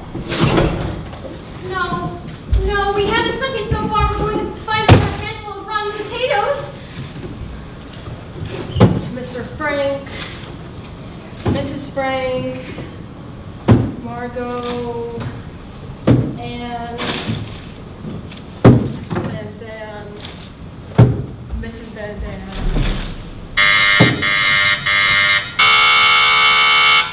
It's me. At this hour? It must be trouble. I beg of you, don't let her see us like this. Myself, Mr. Frank, You're keeping all the Mrs. big ones to Frank. yourself. Look at the size of that. Margot, And that. Anne, Stop it. Stop it. Van Daan, Mr. Van Daan. Mr. Frank, the most wonderful news. The invasion has started. Did you hear that, everybody? Did you hear what I said? The invasion has begun. The invasion! Where? It began early this morning. How do you know? The radio, the BBC, they said they landed on the coast of Normandy. The British? British, Americans, French, Dutch, Poles, Norwegians, all of them. More than 4,000 ships. Churchill spoke and General Eisenhower. D-Day, they call it.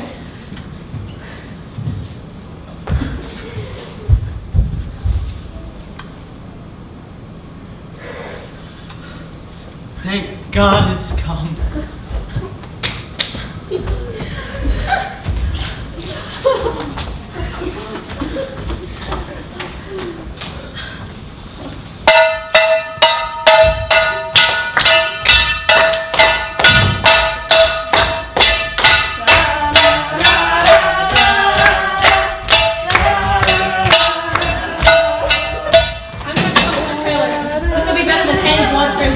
What part Normandy did they play? Did they say? Normandy. That's all I know for now. I'll be up a minute I hear something on it. What did I tell you? What did I tell you?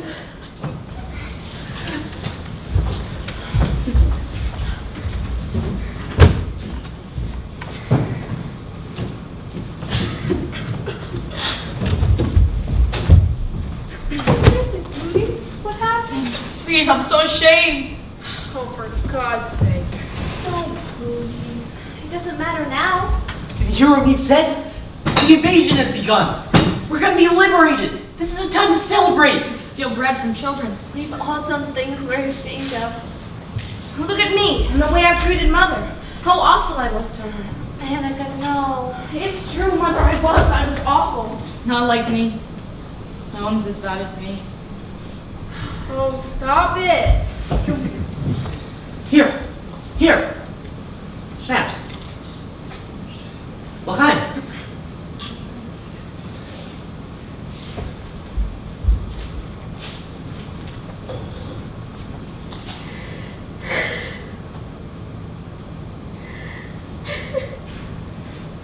Edith. It was awful. To think of what I said to them. No, you were right. You're our guest. I should never say anything.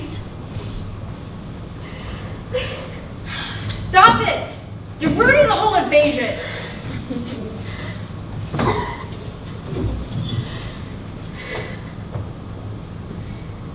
We're all in much better spirits these days. There's still excellent news of the invasion. The best part about it is that I have a feeling that friends are coming. Who knows? Maybe I'll be back in school by fall. Ha ha, the joke is on us. The warehouse man doesn't know a thing, and we are paying him all that money.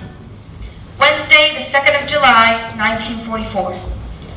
The invasion seems temporarily to be bogged down. Mr. Kraler has to have an operation, which looks bad. The Gestapo has found the radio that was stolen. Mr. Dussel says they'll trace it back to the thief, and then it's just a matter of time till they get to us. Everyone is low. Even poor Pim can't raise their spirits. I have often been downcast myself, but never in despair. I can shake off everything if I write. But, and that is the great question, will I ever be able to write well? I want to so much. I want to go on living even after my death. Another birthday has gone by, so now I am 15. Already, I know what I want. I have a goal, an opinion.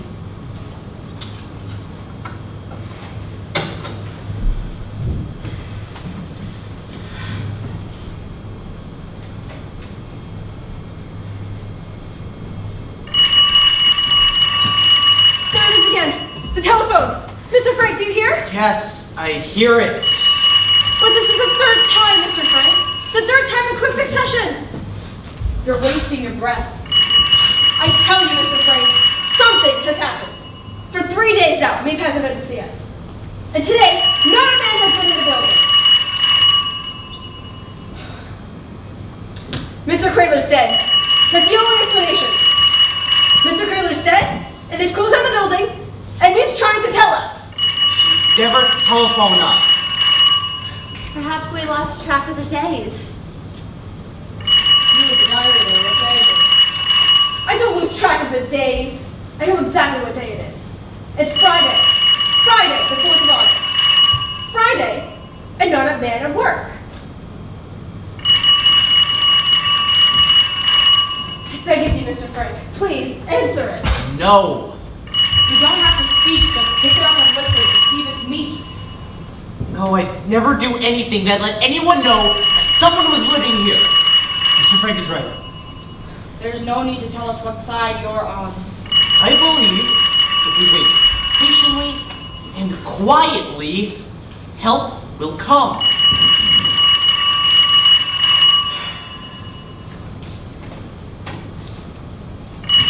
I'm going down. Mr. Crayler.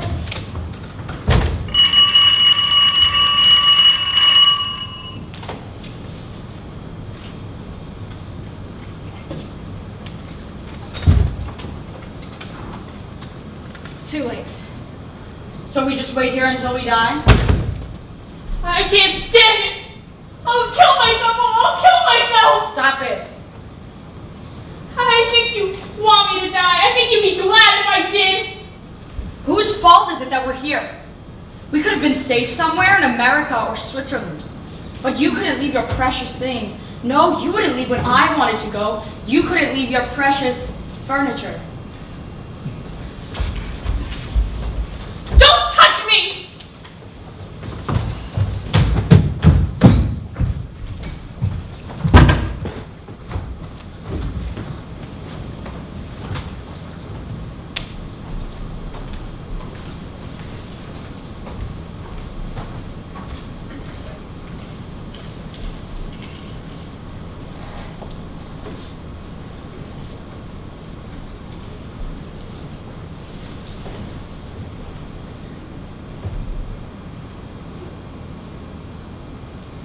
Look at the sky, Peter.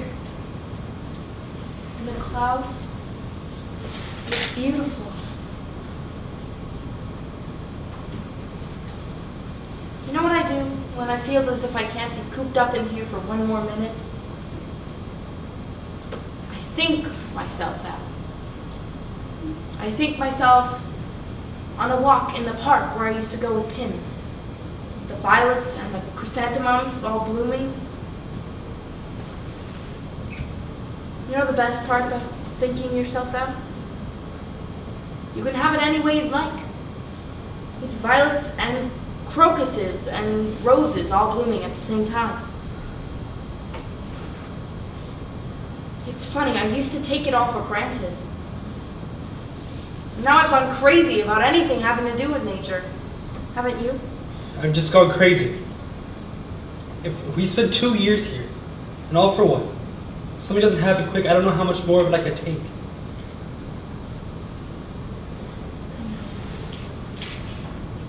We're not the only ones who've had to suffer. I wish you had religion, Peter. No thanks. Not for me. I don't mean you have to be orthodox or believe in any heaven and hell and purgatory and all that. I just mean something, so that you had something to believe in.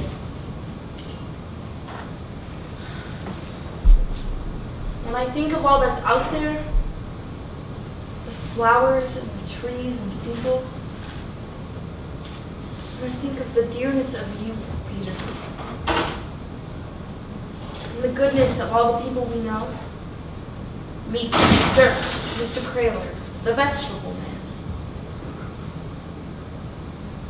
When I think of these good things, I'm not afraid anymore.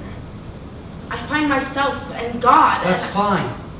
But when I begin to think, I get mad. Look at us, cooped up here. And all for what? Everyone's had to suffer at some point or another. Sometimes one way, sometimes another. And yet, It doesn't make me feel any better. sometimes I like to think of it as this: the world is in a phase. The way I was with Mother. And we'll get past it. Maybe not tomorrow, maybe not for hundreds of years. But someday, I still believe, in spite of everything, that people are truly good at heart. I want something now, not 1,000 years from now. If you'd only think of it as part of a great pattern, like we're just a little moment in it. Listen to us. fighting like a couple of stupid grown-ups. Look at the sky now, Peter. Isn't it lovely?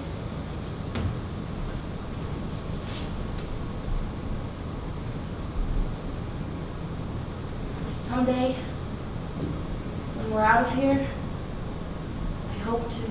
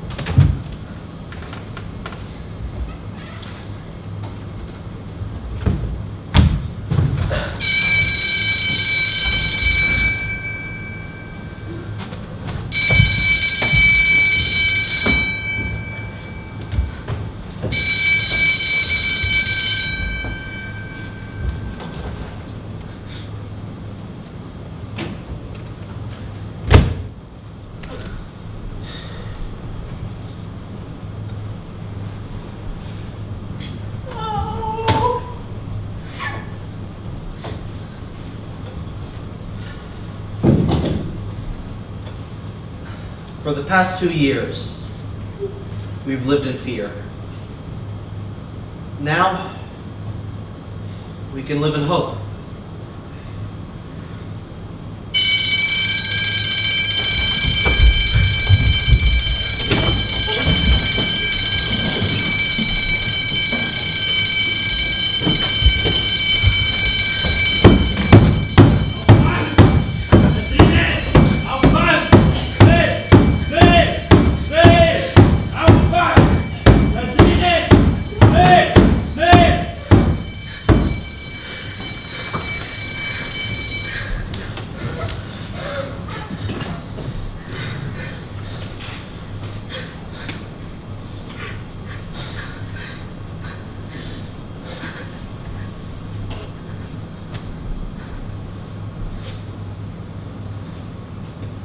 And so it seems our stay here is over. They are waiting for us now. They've allowed us 5 minutes to get our things. We can each take a bag and whatever it will hold of clothing, nothing else. So, dear diary, that means I must leave you behind. Goodbye for a while. P.S. Please, please meet or Mr. Kraler or anyone else. If you should find this diary, will you please keep it safe for me? Because someday I hope...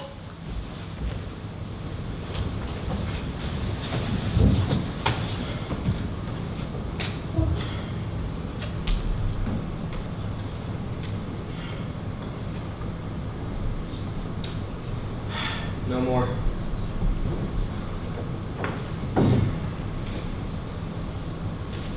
I'd gone to the country to find food. By the time I came back, the police had already surrounded the block. We made it our business to learn how they knew. It was the thief! The thief who told them!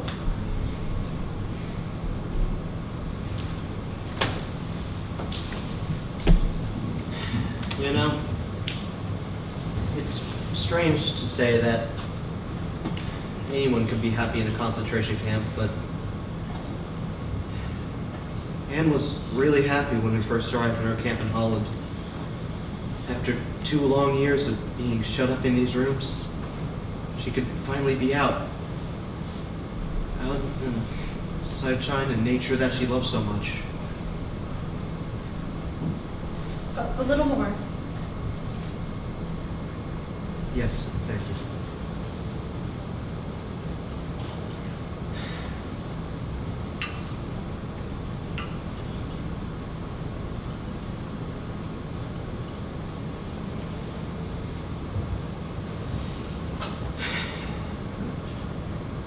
The news of the war was good.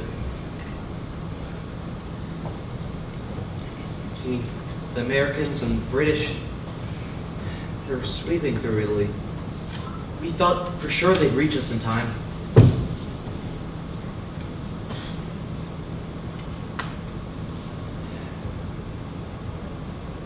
In September, we were told that we were to be moved. The men to one camp, the women to another.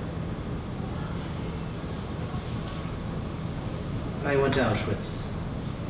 They went to Dussel.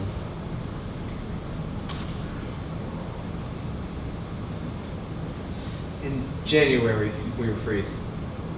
Those left of us, that is. The war wasn't quite over yet, so we had to go behind enemy lines from safe place to safe place. And every time our train stopped at a crossing or an intersection, we would all get out and go group to group, asking questions. Were you at Auschwitz, Belsen, and Buchenwald, at Mauthausen? Did you know my husband, my brother, my daughter, my wife?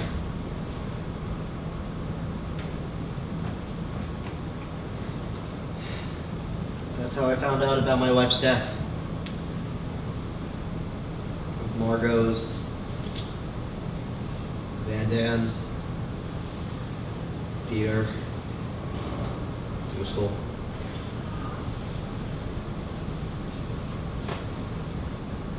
But all this time I still had hope for Anne.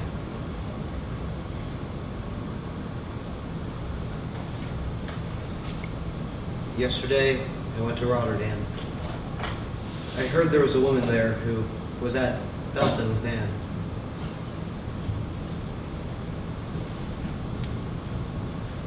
I know now.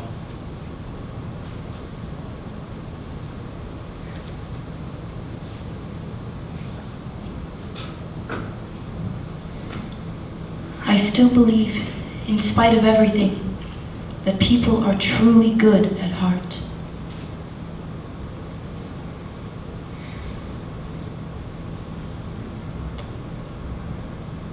She puts me to shame.